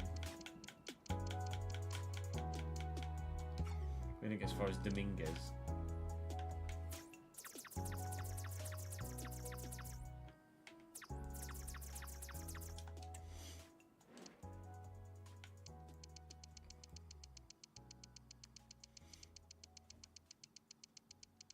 Jesus, how many fucking goalkeepers are there?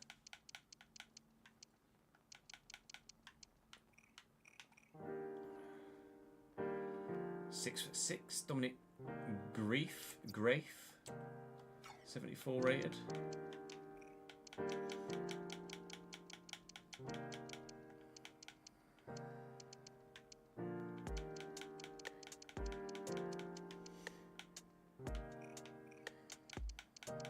I don't know where he played last. Max O'Leary.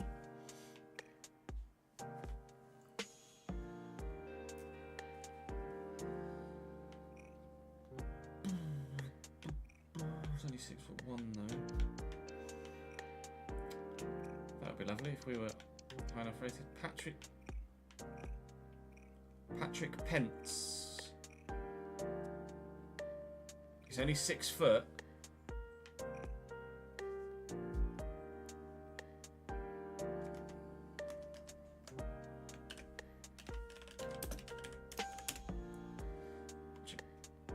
Pence plays for Brøndby IRL.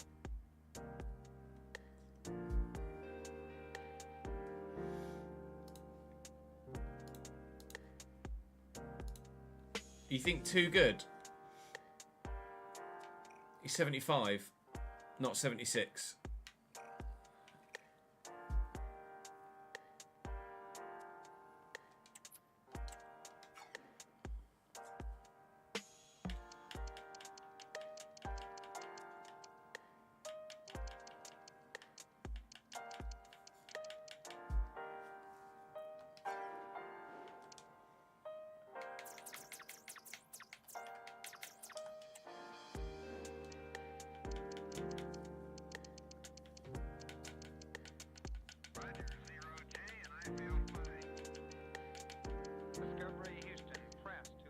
Ah, you son of a bitch. Oh, to be fair, it's only 86 kicking that's made him that high.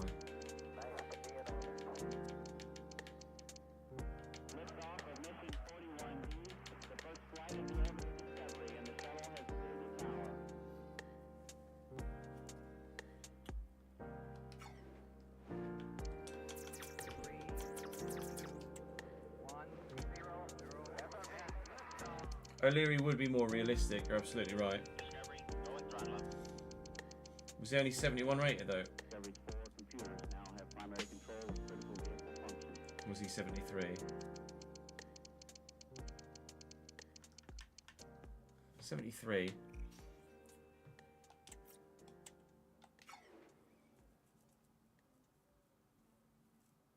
Oh yeah, my Twitch app updated, but I haven't actually looked at it yet. Where was Max O'Leary previously? My brain wants to tell me Brentford for some reason. Thank you for the follow, Mr. Ramsey. Welcome to the channel, mate.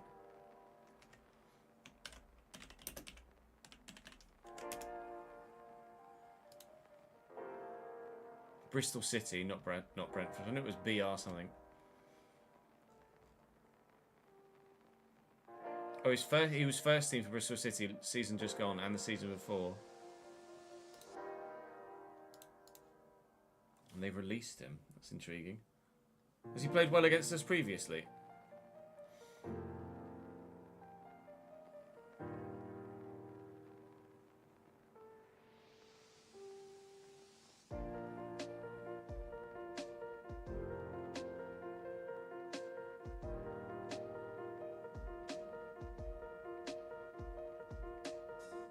Yeah, this Twitch layout's shite. Like, all that wasted space.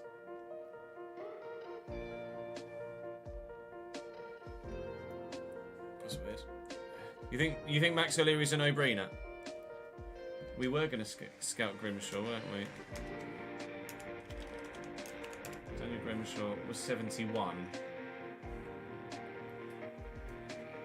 And he's significantly worse. Only his reflexes that were high.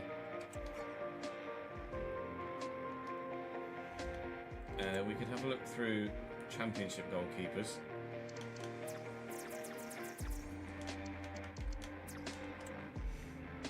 See if there's anyone we might want to sign. So that's who Bristol City currently play, Stefan Bajic.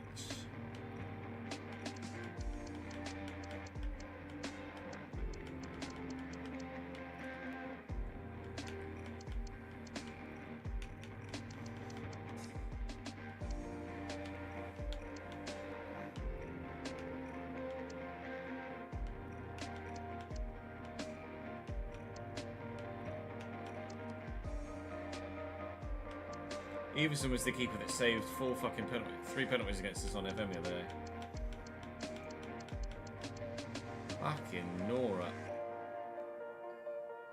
Sheffield United have got Maximiano. Was the other guy 78 at United? Yeah, Ivo Gerbic.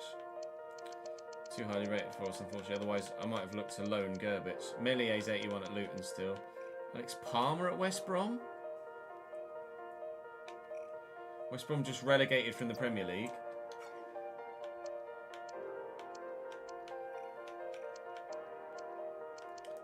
Vinny's now 70 rated, but 64 positioning is dead AF.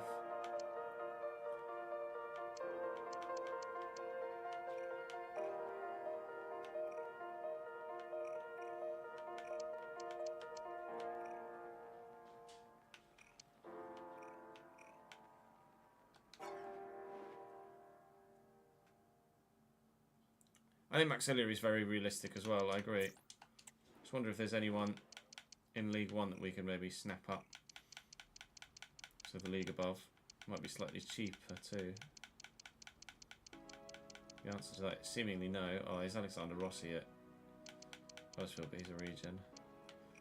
Sam Tickle, but 70 positioning, 67 handling.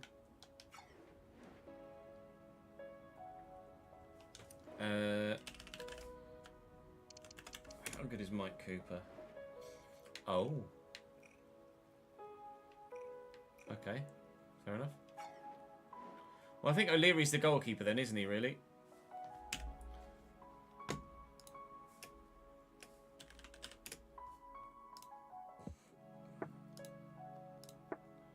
He has peaked at 73, though, and won't get better.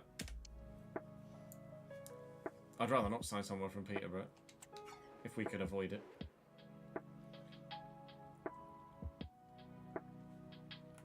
Mr. Tickle would make a good thumbnail, you're right.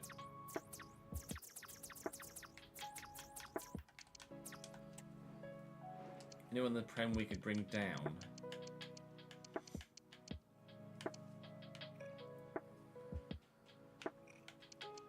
Someone mentioned Gouty actually in the comment section.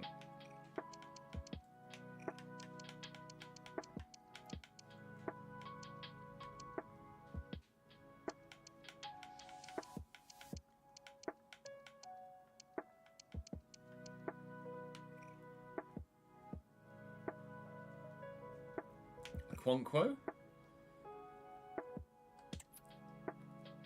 Just signed for Wrexham in real life.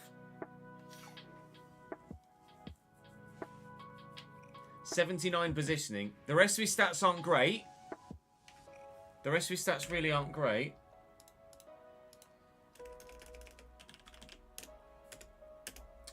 touches.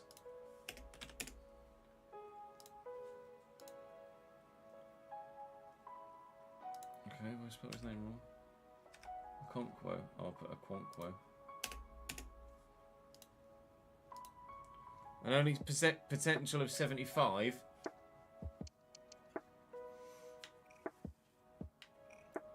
Those three stats aren't amazing. I think I'd still rather O'Leary. Peacock Farrell, only 70 positioning.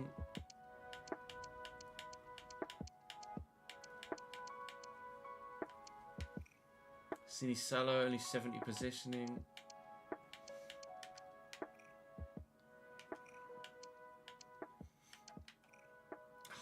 Why can't this guy be 75?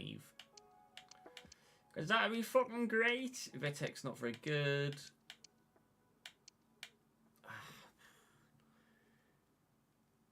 I think it's O'Leary or Okonkwo, really, isn't it?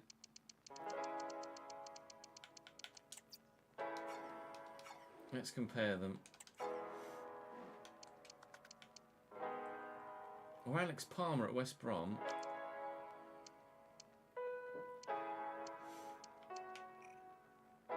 Footwork trait for Patrick Pence as well. Oh, I am tempted by Patrick Pence. Diving's just as good, kicking slightly better, reflexes are worse, handling's worse, positioning's worse.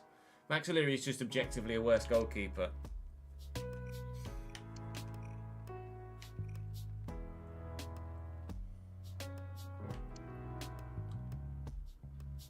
I mean, O'Leary's literally 1 inch taller.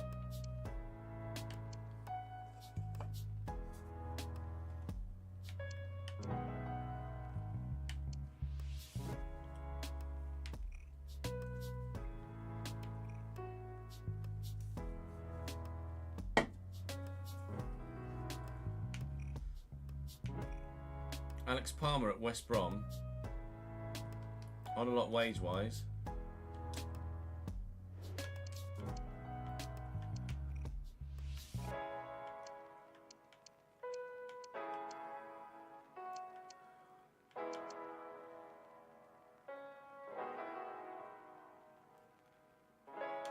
Sort by surname actually, because then I can get a Okonkwo and O'Leary next to each other.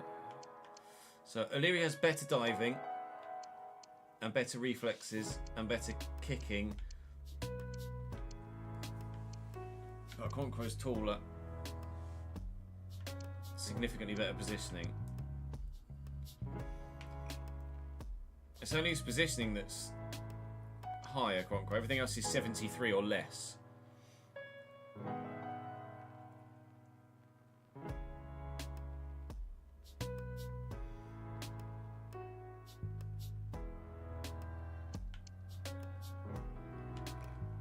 I'm intrigued, but I am intrigued by Alex Palmer.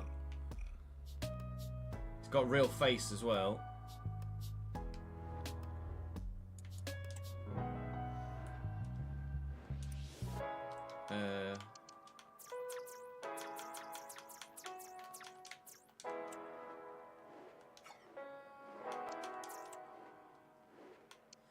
He's West Brom's #1.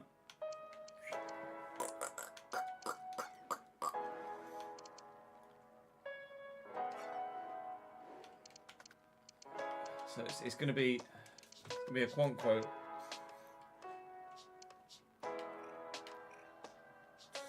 I'll take Dominic Griff out. So it's one of those three, isn't it?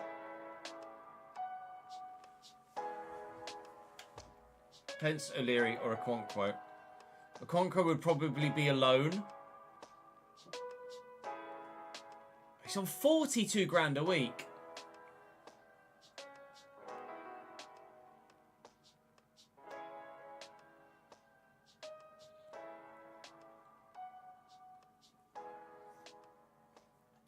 Bye, Arthur. Sorry, mate.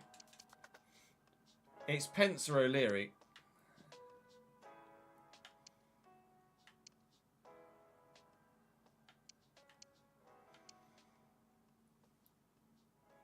Pence is better, but think realism.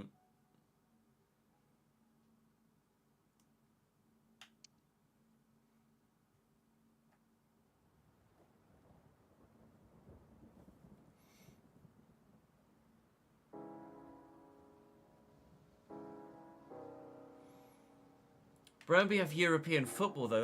Don't they? That's the thing.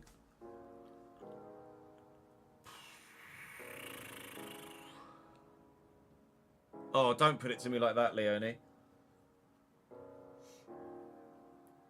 Realism O'Leary promotion pence. Fucking hell. Yeah, but we don't know that we're going to be fighting top half yet, do we, Davidenki? That's the thing.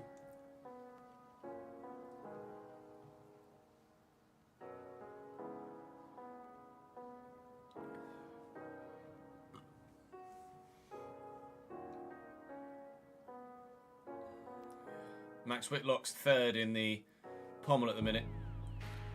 McLenaghan of Ireland's just gone into P1 and the Kazakhstani's in P2.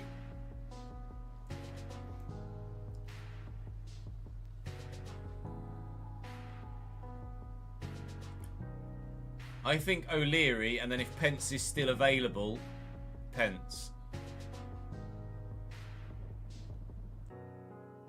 Is the Irish guy guaranteed a medal now?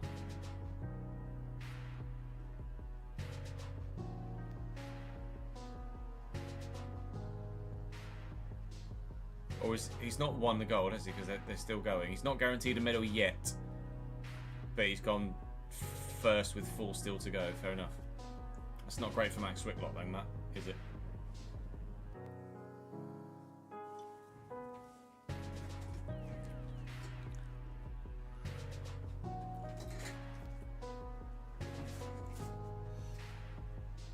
Yeah, I'm gonna lean O'Leary for realism. I think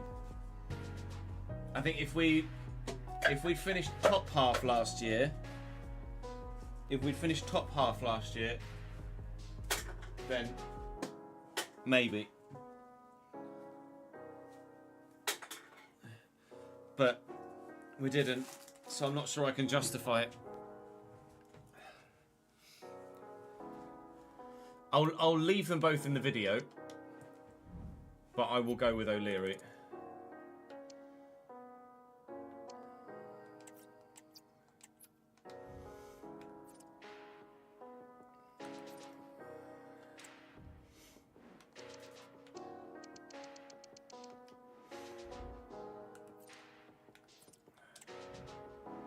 Right. Right backs. Free agent right backs.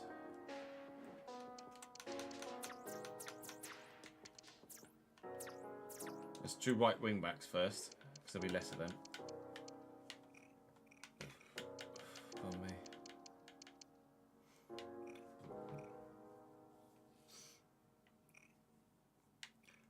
Fosument has been released by Leverkusen.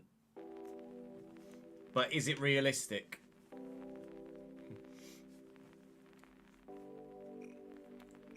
That's the most important thing. Like, I think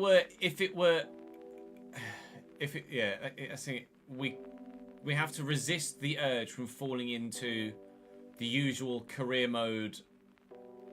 Like, oh, he's a good enough rating for the level. That means it's a realistic signing. Like, I think I might have slipped into that with Lanetti or Firpo.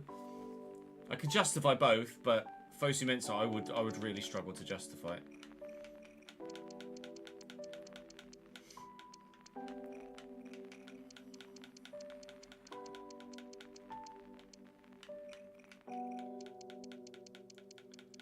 I would like to improve if we can. Oh, 76.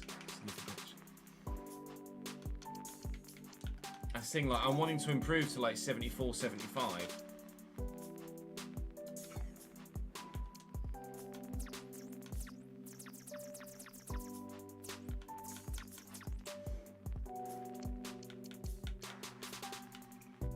Chowdhury is not a right back.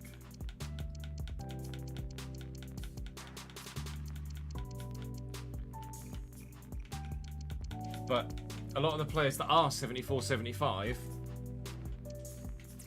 are going to be too good or more unrealistic. He's a centre back. Andres Borge.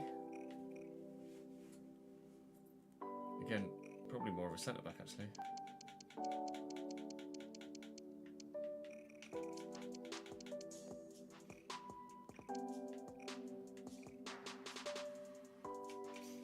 finding anyone that's going to be better statistically than Lasse Sørensen is actually going to be really difficult at this stage. I don't know as I'm actually going to be able to find anyone that's genuinely a better option at this stage.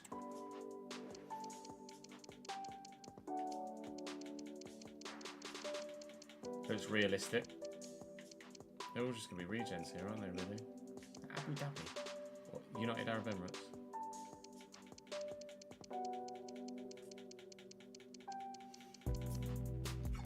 Right, okay.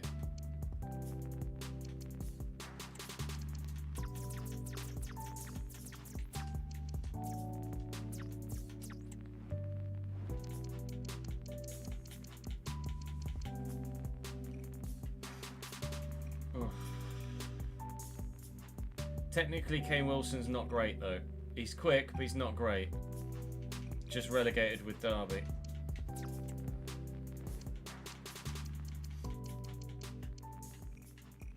Kioso. Wanyam also just relegated with Derby.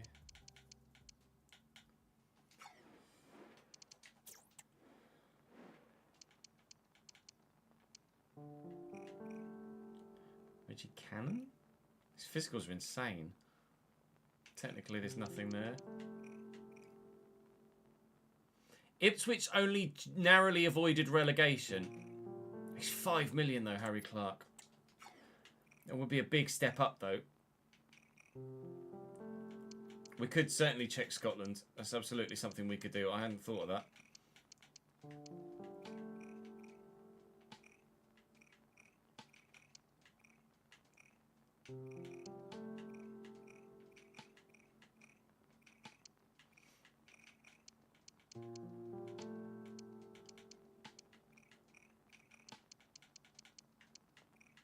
Oh wow, Wolf signed for West Brom and then got relegated.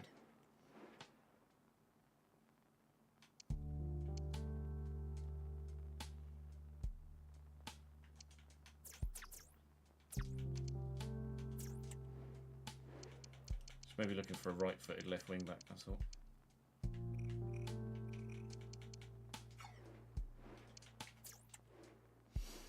That's no medal for Max Whitlock, unfortunately. And Harrison Burrows is decent, but I don't want to buy anyone from Borough if I can avoid it. They do have 2 really good left backs though. No, West Brom just got relegated to our division, Davidenki.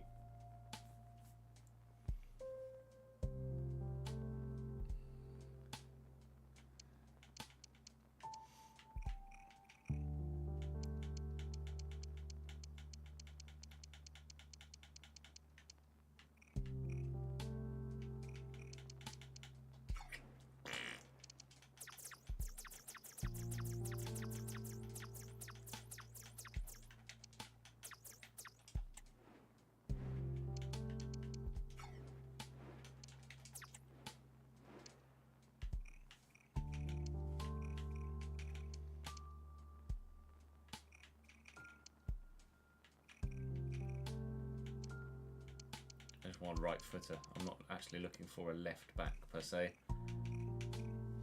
For a right footer.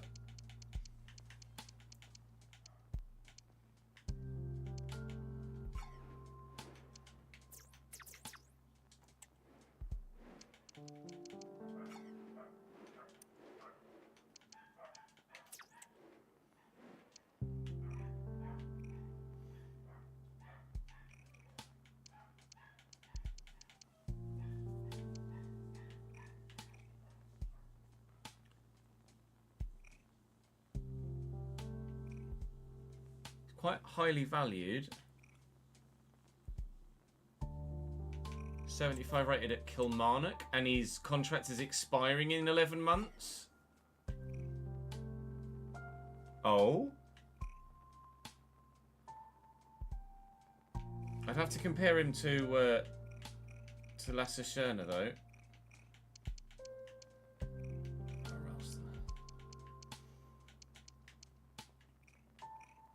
Nacho Vidal at Hearts? Nacho Vidal looks much better technically. Much better technically.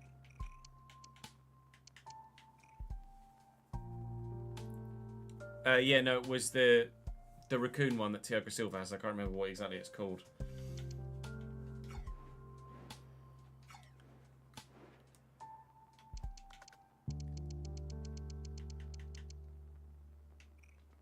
Anticipate.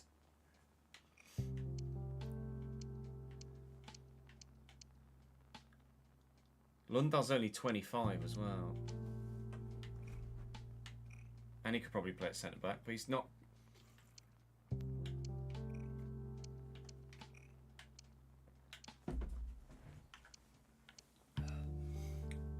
What do we think about Nacho Vidal?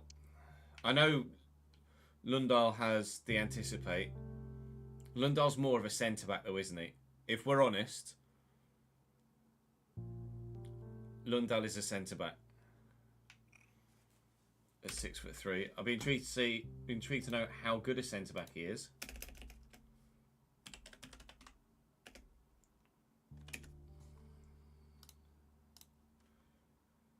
.75 rated centre-back.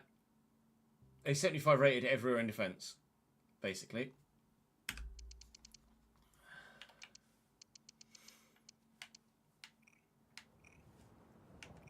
He's 75 rated throughout the defence. If we sign Lundal, oh, he plays too important to his club. They won't sell him. There you go. We'll leave him there because he only had 11 months left on his deal, right?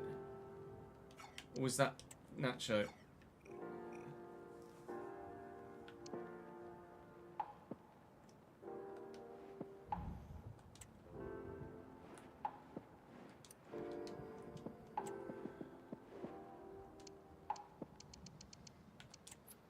So his contract is expiring, so he might be a free agent for next year.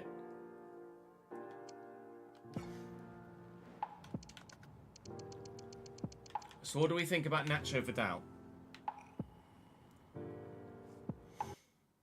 Technically, he is significantly better than Lasse Sørensen, isn't he?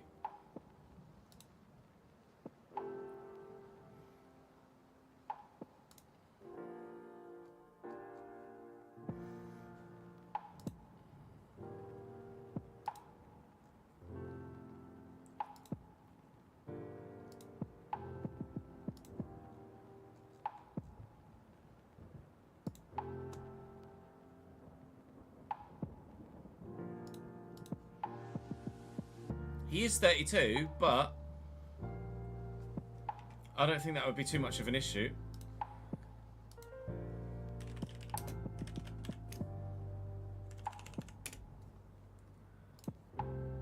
Currently plays for Osasuna. Was on loan at Mallorca last year.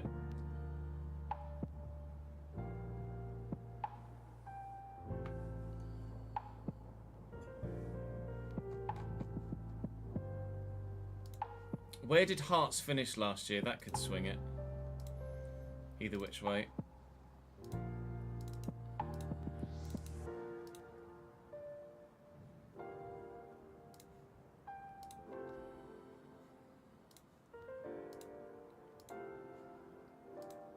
Let's see.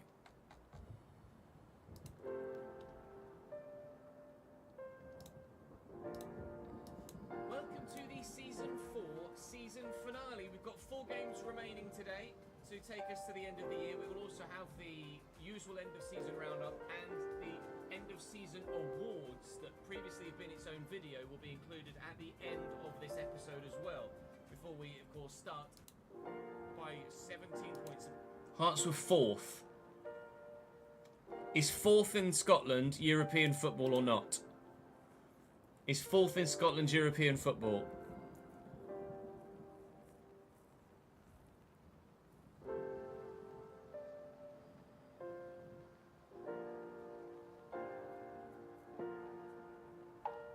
Conference qualifiers.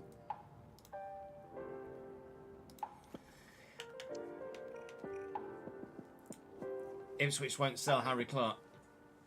Ah.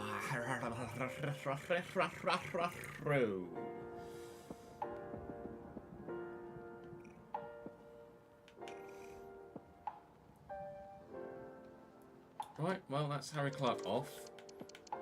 And that's Vidal off. Let's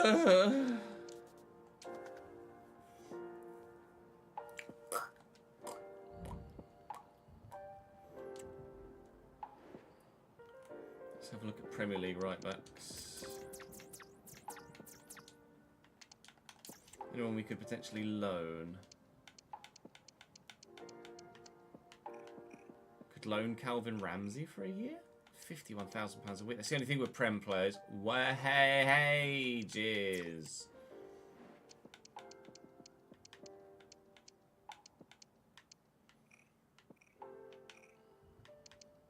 Like, there's no way that someone that good would be on 38 grand a week or 35 grand a week for Bola. It's just wouldn't happen.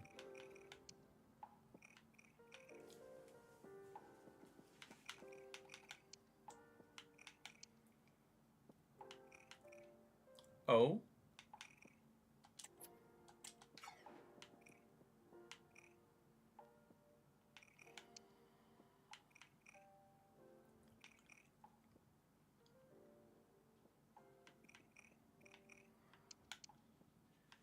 Or Corbani on loan. Corbani looks very good. I'd be intrigued. I think he starts for Leeds.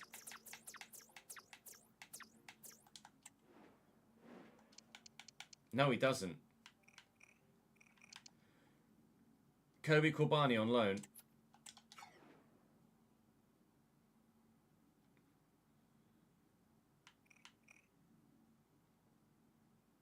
No brainer.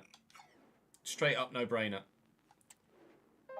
When they've got Van Evijk and Cody Drama.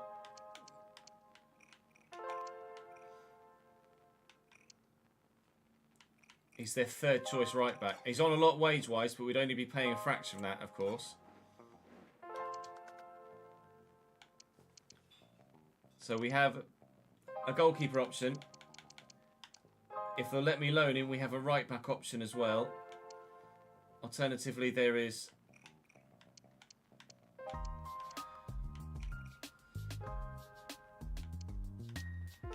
I mean, that's just a no-brainer, isn't it?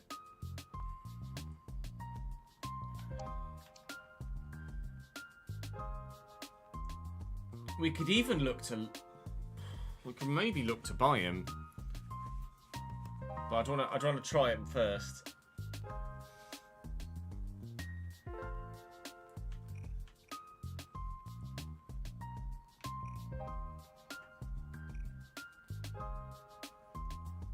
Loans, yeah, loan to buy could work for Kobani.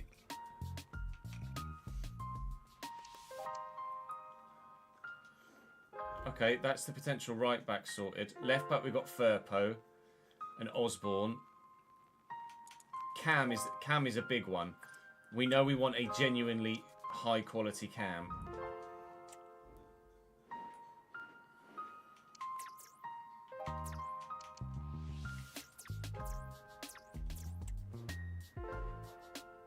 There are 3 transfer listed Cams in the whole save. Sabriri's very good but can't finish. Nor would he leave Fiorentina really to come to us. Loan listed just Uria, who's not very good. Let's look at League One Cams. Mark Helm, no. No. Randall was killer against us for Barrow. It was always very good. They played him at centre mid though, not Cam. No Cams. We haven't looked at free agents yet. No, we haven't. I've not looked at free agents in it. I've not looked at anywhere other than transfer list and loan list in any position that you haven't seen me look at yet. Hello, Will Alves. We had you on loan before, didn't we, sir?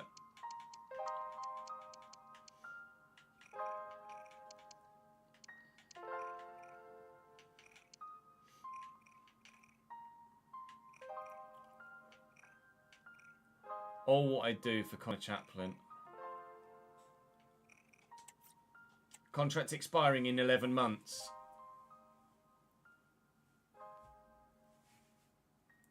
Ipswich were nearly relegated last year.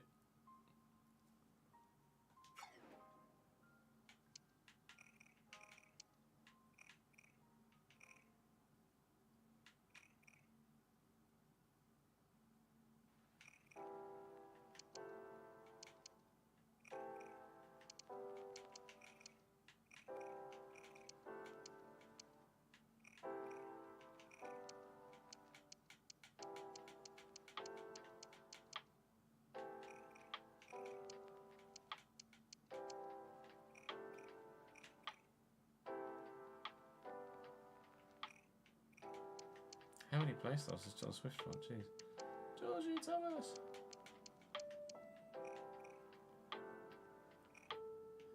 Hull were challenging for playoffs, and Ozan Tufan's only there because of the Turkish owner link, so I don't think that's doable.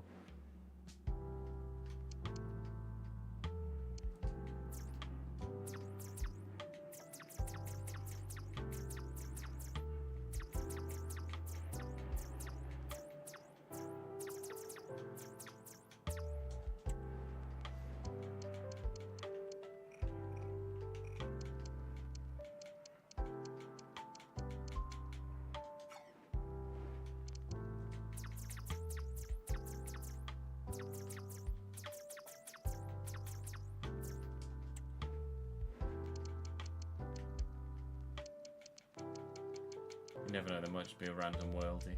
There's not.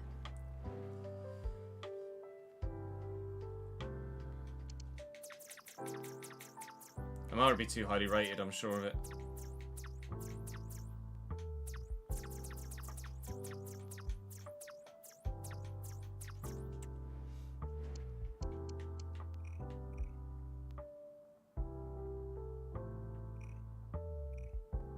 Potential loan option. 83 finishing. Jamie Donnelly's supposed to be pretty good in real life, right? Oh, his contract's expiring. I won't be able to loan him. That's annoying. I could buy him, but he's expensive. Fucking game. Man, I could loan him with the editor, maybe. Do we know anything about Jamie Donnelly in real life, or nah?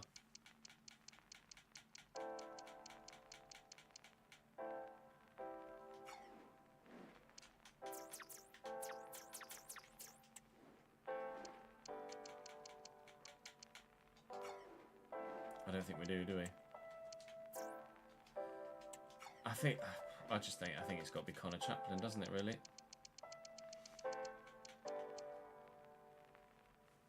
I'd have to pay his release clause, though. Oh! Do you pay £9.5 million for Connor Chaplin?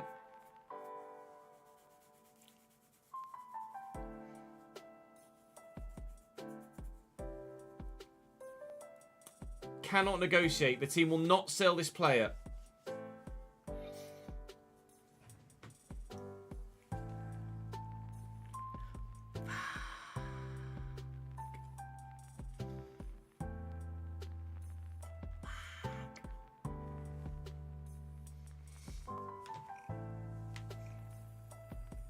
Jamie Donnelly on loan would be very good, though, I'm sure.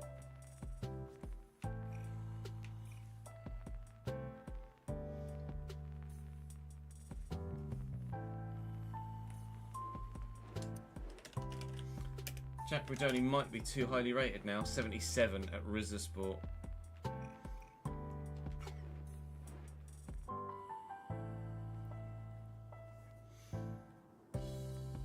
Spain's women's team are losing 2-0 to Colombia. Wow.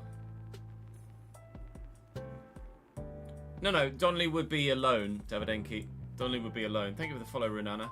Sorry, Nunana.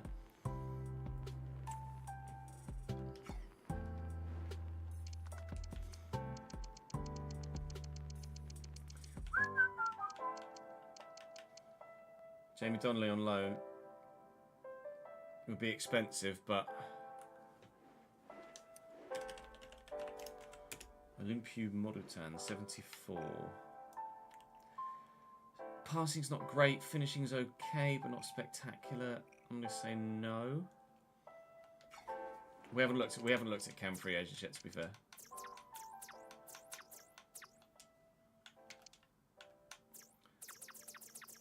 I'll always initially look older to begin with.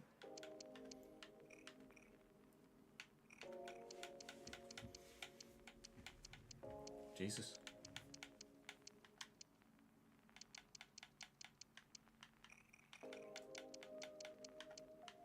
Sammy Schmodix on a free.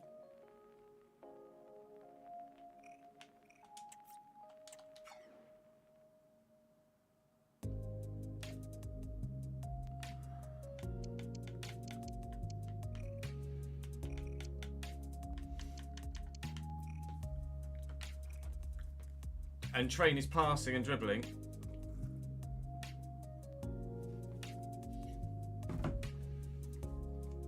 Hi, Sammy.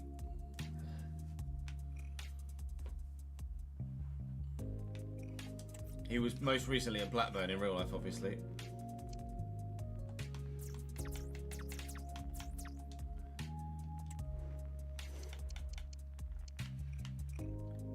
Emmanuel Dennis as a winger?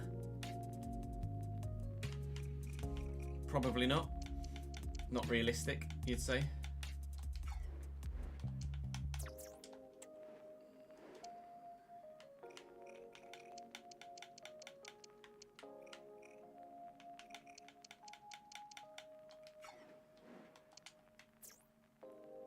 Did play in the Champions. Most recently been at Forest in the Prem, though, hasn't he, Emmanuel Dennis?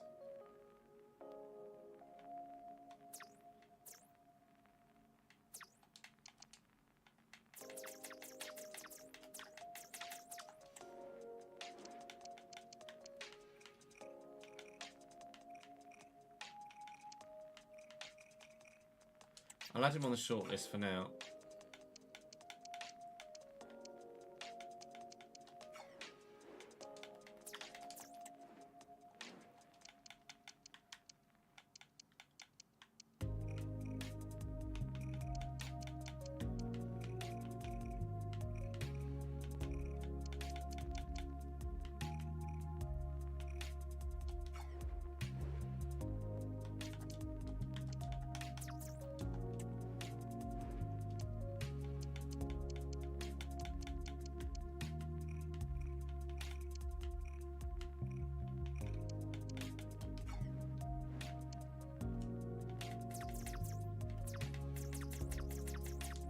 Ah, piss.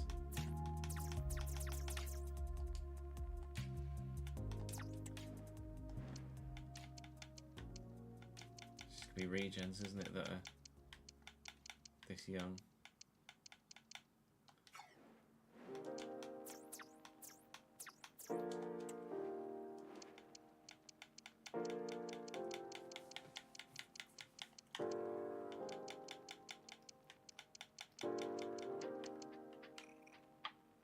Hello, King Minson regen.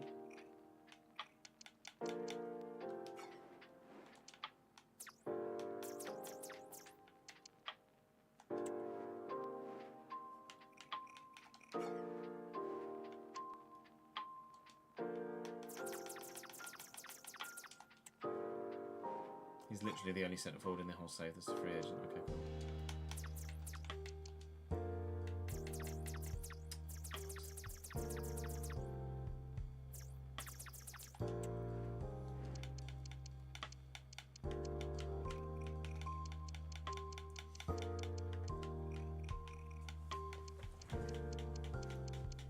If I can find a backup striker, then we can just play Coutinho out wide again.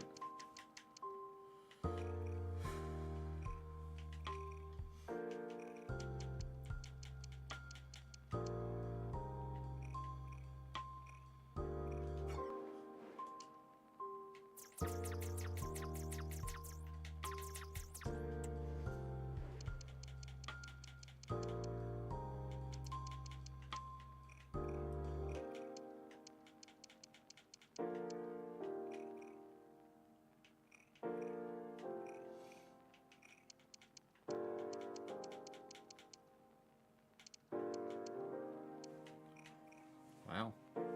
Danuma on a free would be sensational if we were just going into the Prem.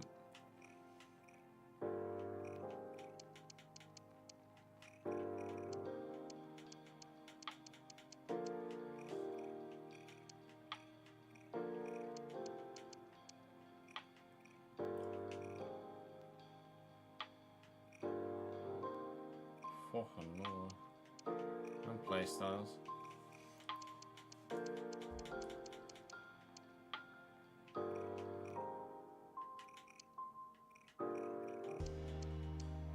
Shame.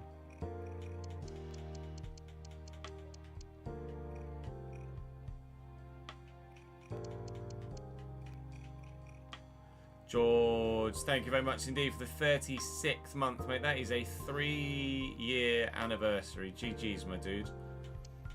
Thank you, mate. Really, really good of you to be subscribed for so long. And to be on the Patreon too. Top draw. Top draw, fam. Top draw. Suzuki?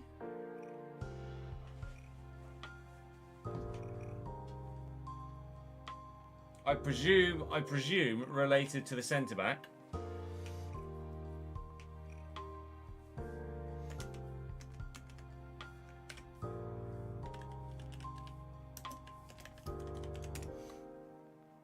Plays for Stade or Liège.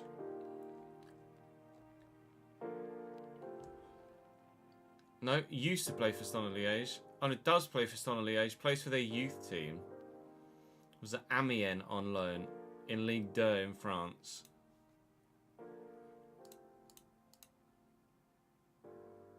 Subs in 5 to 6 days. Yeah, I'll have the date on my shortlist.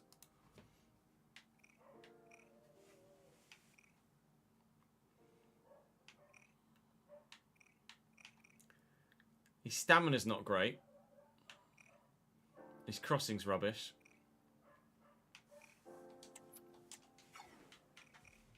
It's definitely an option. Would... Oh, I'm so... What? Basically, pace terrifies me. Because I don't want to break the gameplay.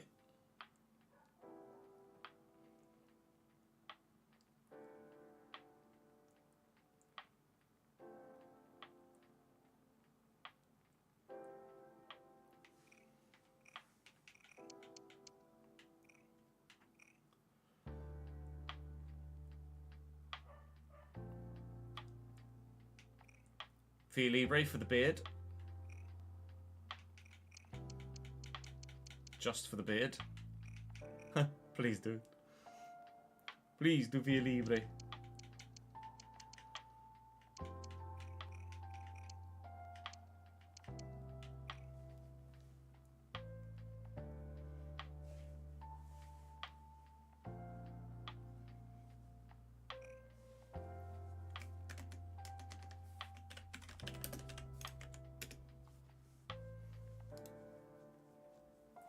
Alaves. IRL. In the Segunda Liga.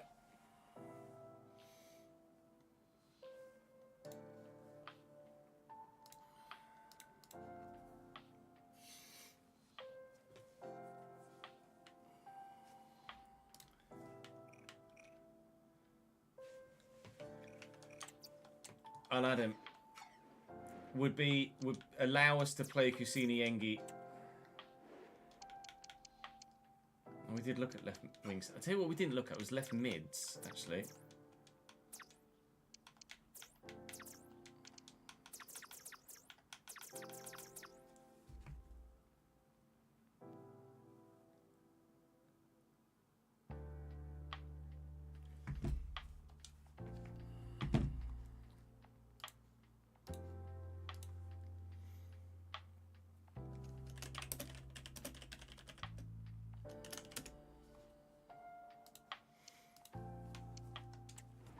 There might be a left mid lurking.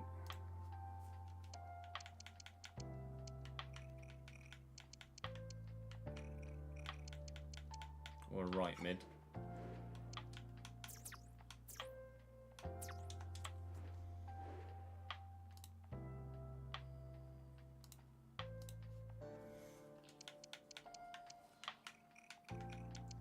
I'm in love with the cuckoo.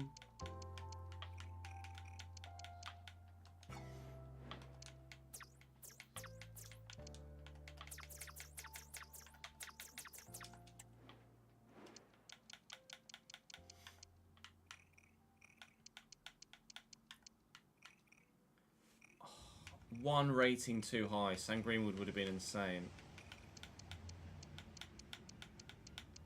Probably would have been realistically justifiable as well.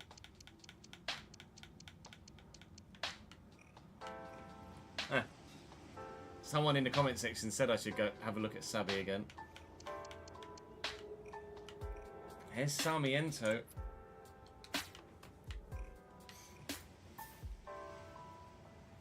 What's Sarmiento's potential?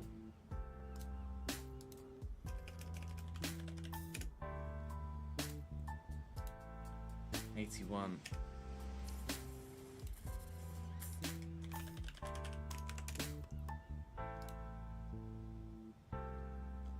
Was on loan at Ipswich in the Championship last season, IRL.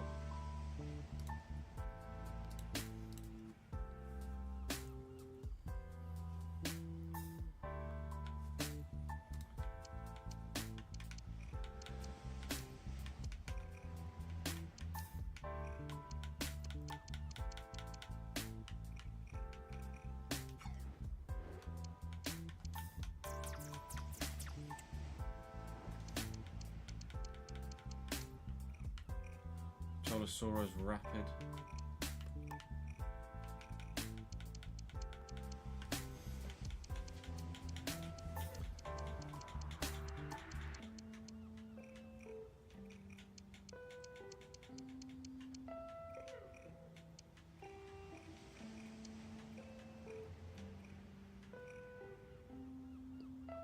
Where was Unas? Unas's name rings a bell. I don't know why.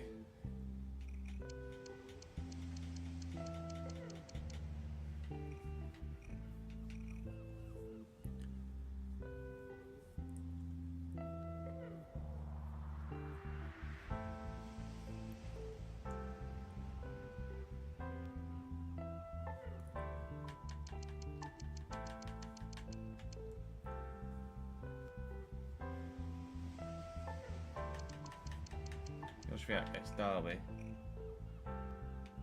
Great though. Oh, Unas is at Lille, or was at Lille.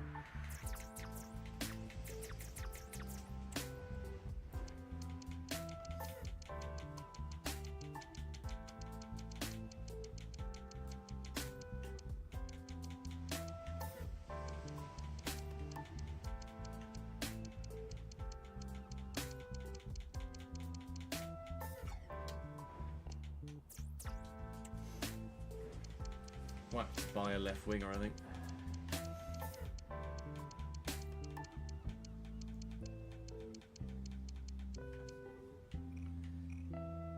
Quinones? Where was he?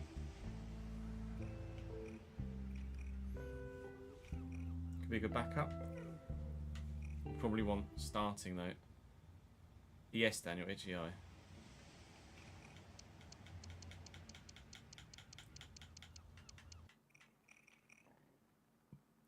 Yeah, we're trying to ignore regens for the time being. We're only in season 5.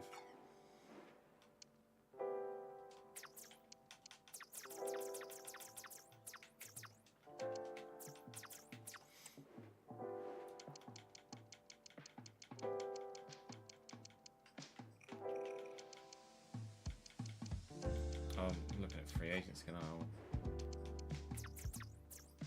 Did we look? We didn't look in these positions in League One, did we?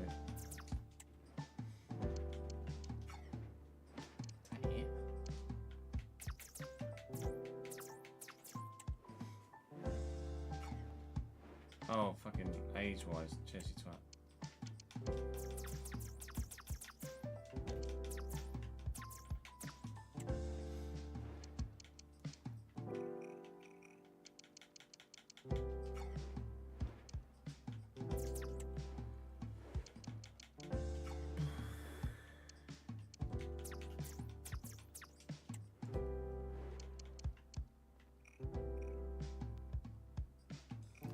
Aziz? Technically he's not great though. Could grow. Contract expiring. Paddy Lane. Manu's exceptional for Stoke. Ah, Poku's probably too fast.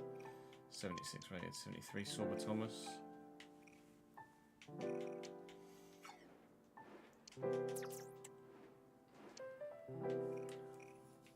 Asian Ho's not good enough. Cade, not really. Taves of Borough.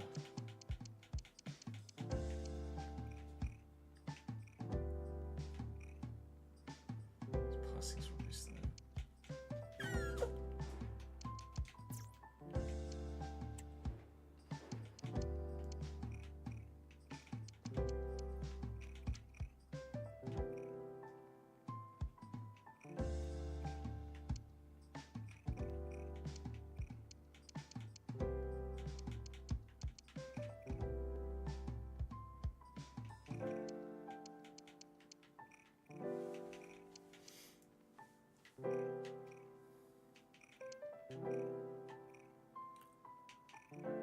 Lenny Lobato, QPR. Bang. Contract expiring in 11 months. Winger found.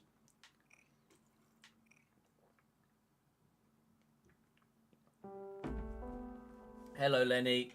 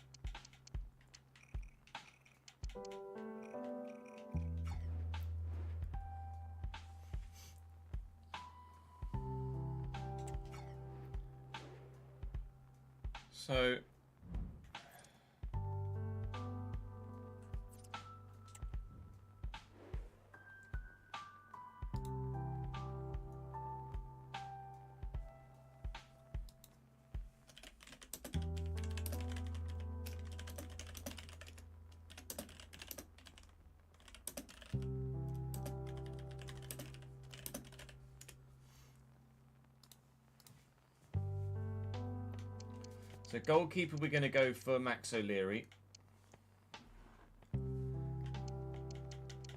Right back, we're going to try and loan Corbani, or loan to buy Corbani, because he's third string at Leeds.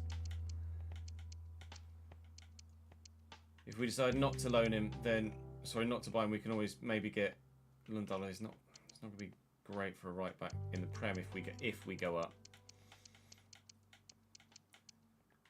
Out wide, there's an option of Femi Aziz, although he's not great technically.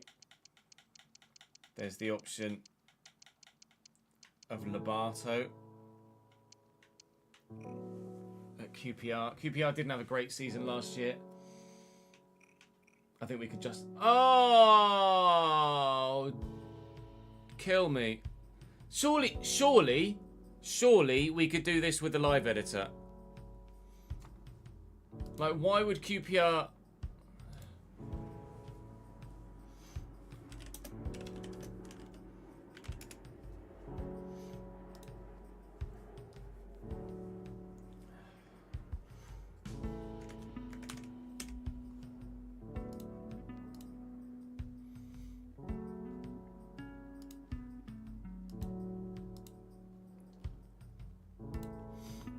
It doesn't show positions, does it? You're on the right thing, Chiz.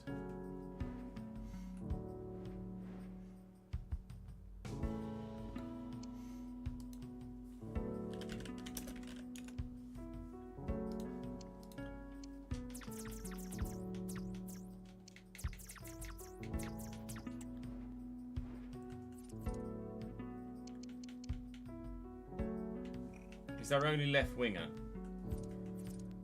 Oh, but they've got Elias Chair. He's our only left mid.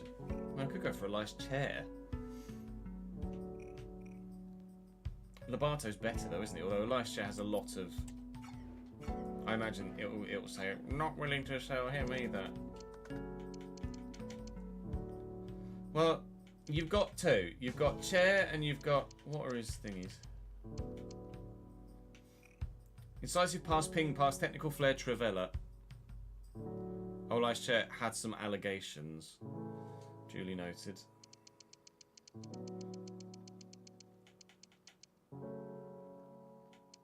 So I would be happy to go for Sarmiento, sorry, for Lobato and do it with the live editor. I would pay... We could do it as the last one that we do and see how much money we've got left.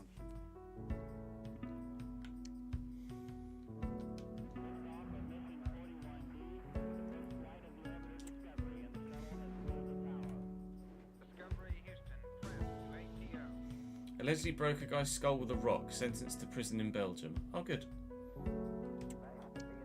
That's wonderful. There weren't any free agent right or left mids, were there? They were any good.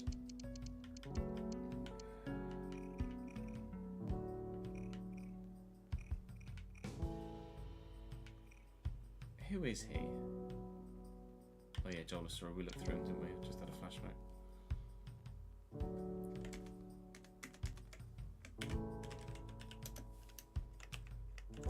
Mamadi Bangare. Toulouse in Liga. We spent last year on loan at Troyes.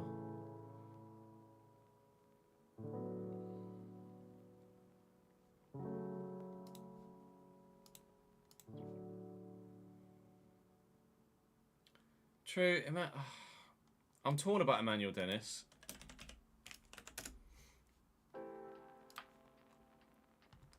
Because yes, he's previously been in the Championship.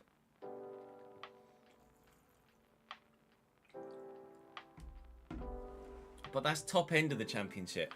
Like,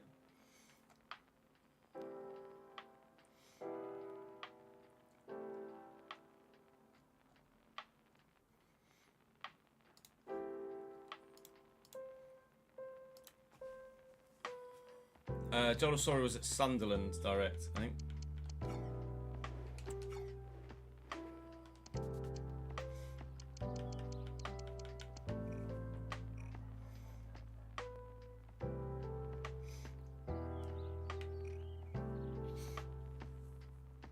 I think we could get Emmanuel Dennis if we paid him big bucks. Do you think that would work? Could we do Emmanuel Dennis if we paid him a big contract? Yeah, he was a Watford on loan from Forest.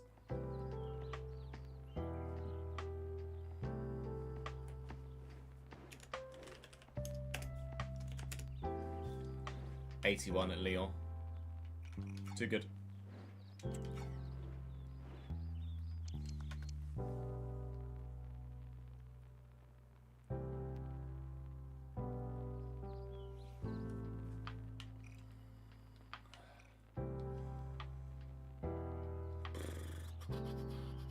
He's only got 66 passing though. Yeah, that shouldn't matter though, should it?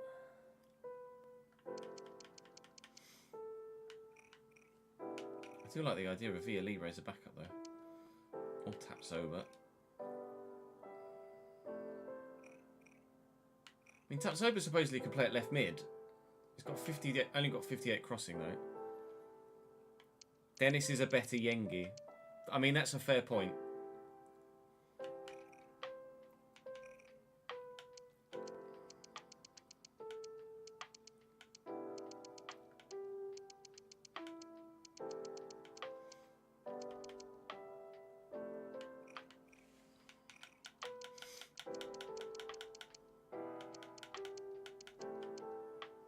I really like Lobato though.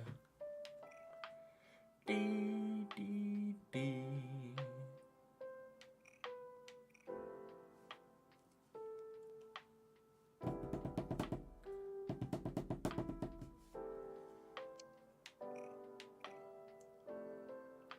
Sarmiento's the failed wonder kid, isn't he?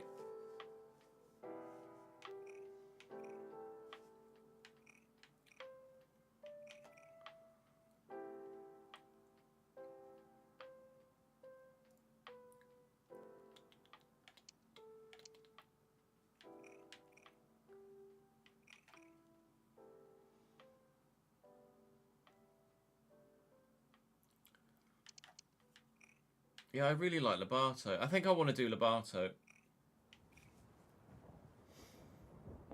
And we will pay... If he's valued at 6, we pay, what, 7.5? I know Sarmiento's younger. Schmodix is going to be my cam, isn't he? Schmodix at cam.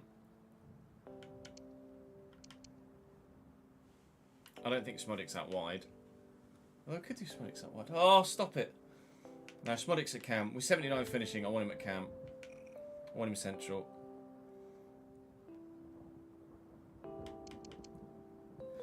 I don't know. Lobato. Lobato's contract is until 2028. Which is... I mean, end of the year, end of next season, I think.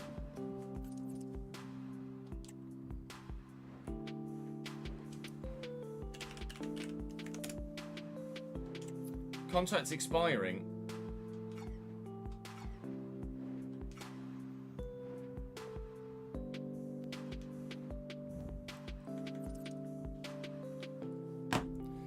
I'd say valuation, considering...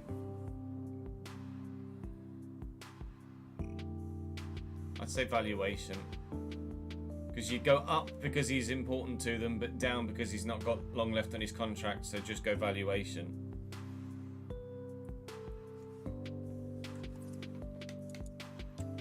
So that would be an improvement there. We'd have an improvement there. Definitely an improvement there. Definitely an improvement there.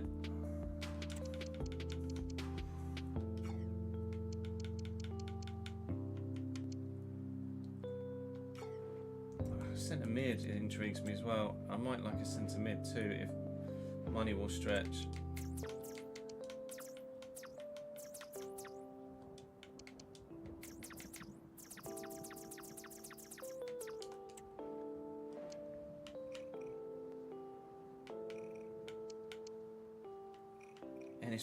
Oh, Ben Bessemer just jizzed in his pants at the idea of Ennis Bardi.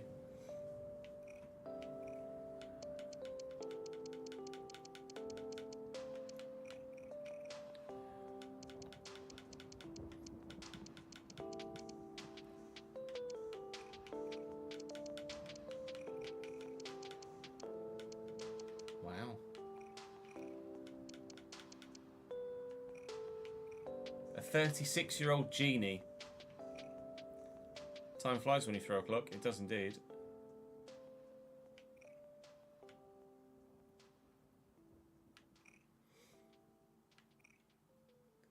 "36-year-old genie would be jokes." Fabian Ruiz is very good. Yeah, he's 80 rated though.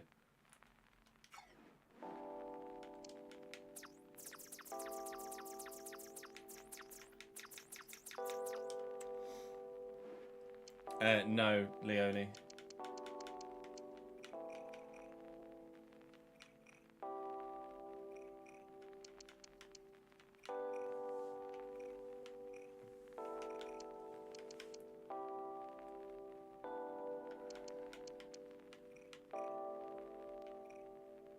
Max Bird's not bad as an all-rounder.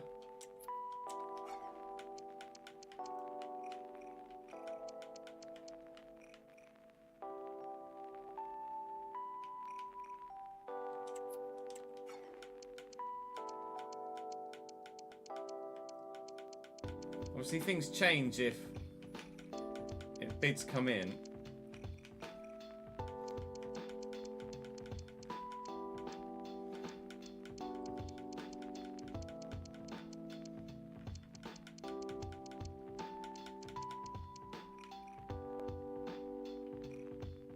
Was Makengo at Stoke? I might be absolutely tripping.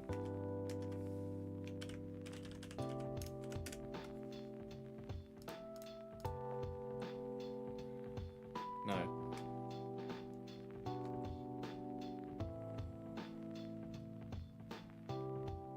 He has just gotten relegated. Lorient have been relegated in real life.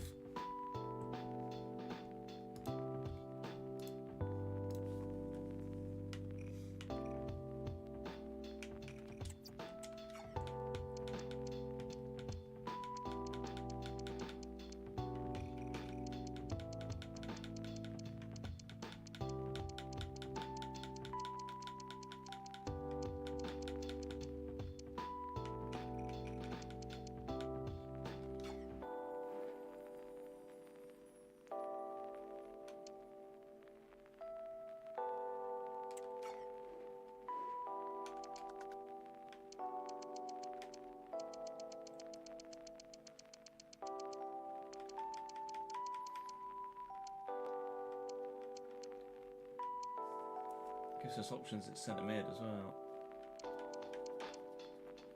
Makengo would probably want to start though. Obviously, wouldn't be. I mean, to be fair, I could absolutely justify starting Makengo ahead of Ben Osborne.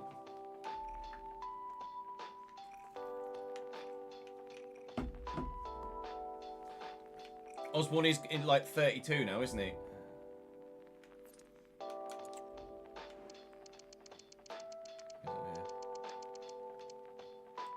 He's retiring at the end of the season. He's retiring at the end of the season. Bingo! Makengo comes in.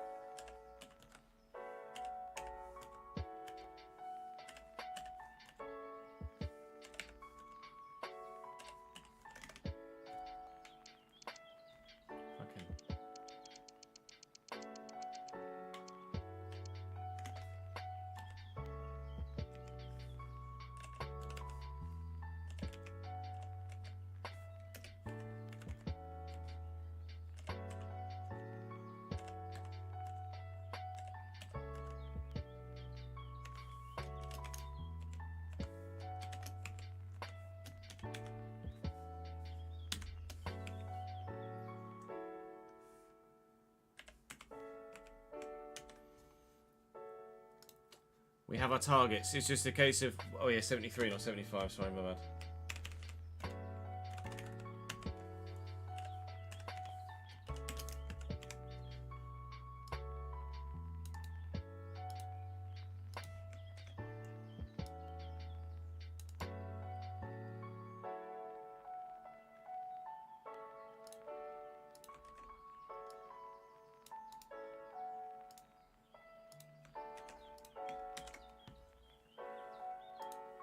I think we have our targets. I think we have our targets.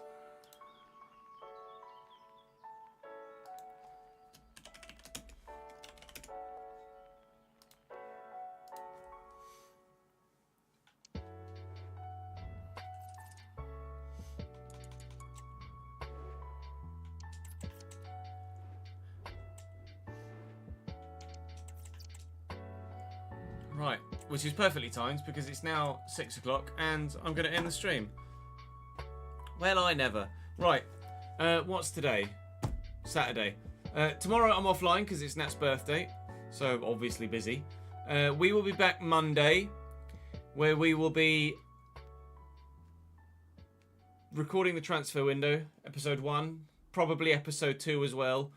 What am I down for schedule-wise? Are we doing all day FC... Monday or Wednesday? Probably Wednesday. I think it was probably Wednesday, right? What are you doing, Chess?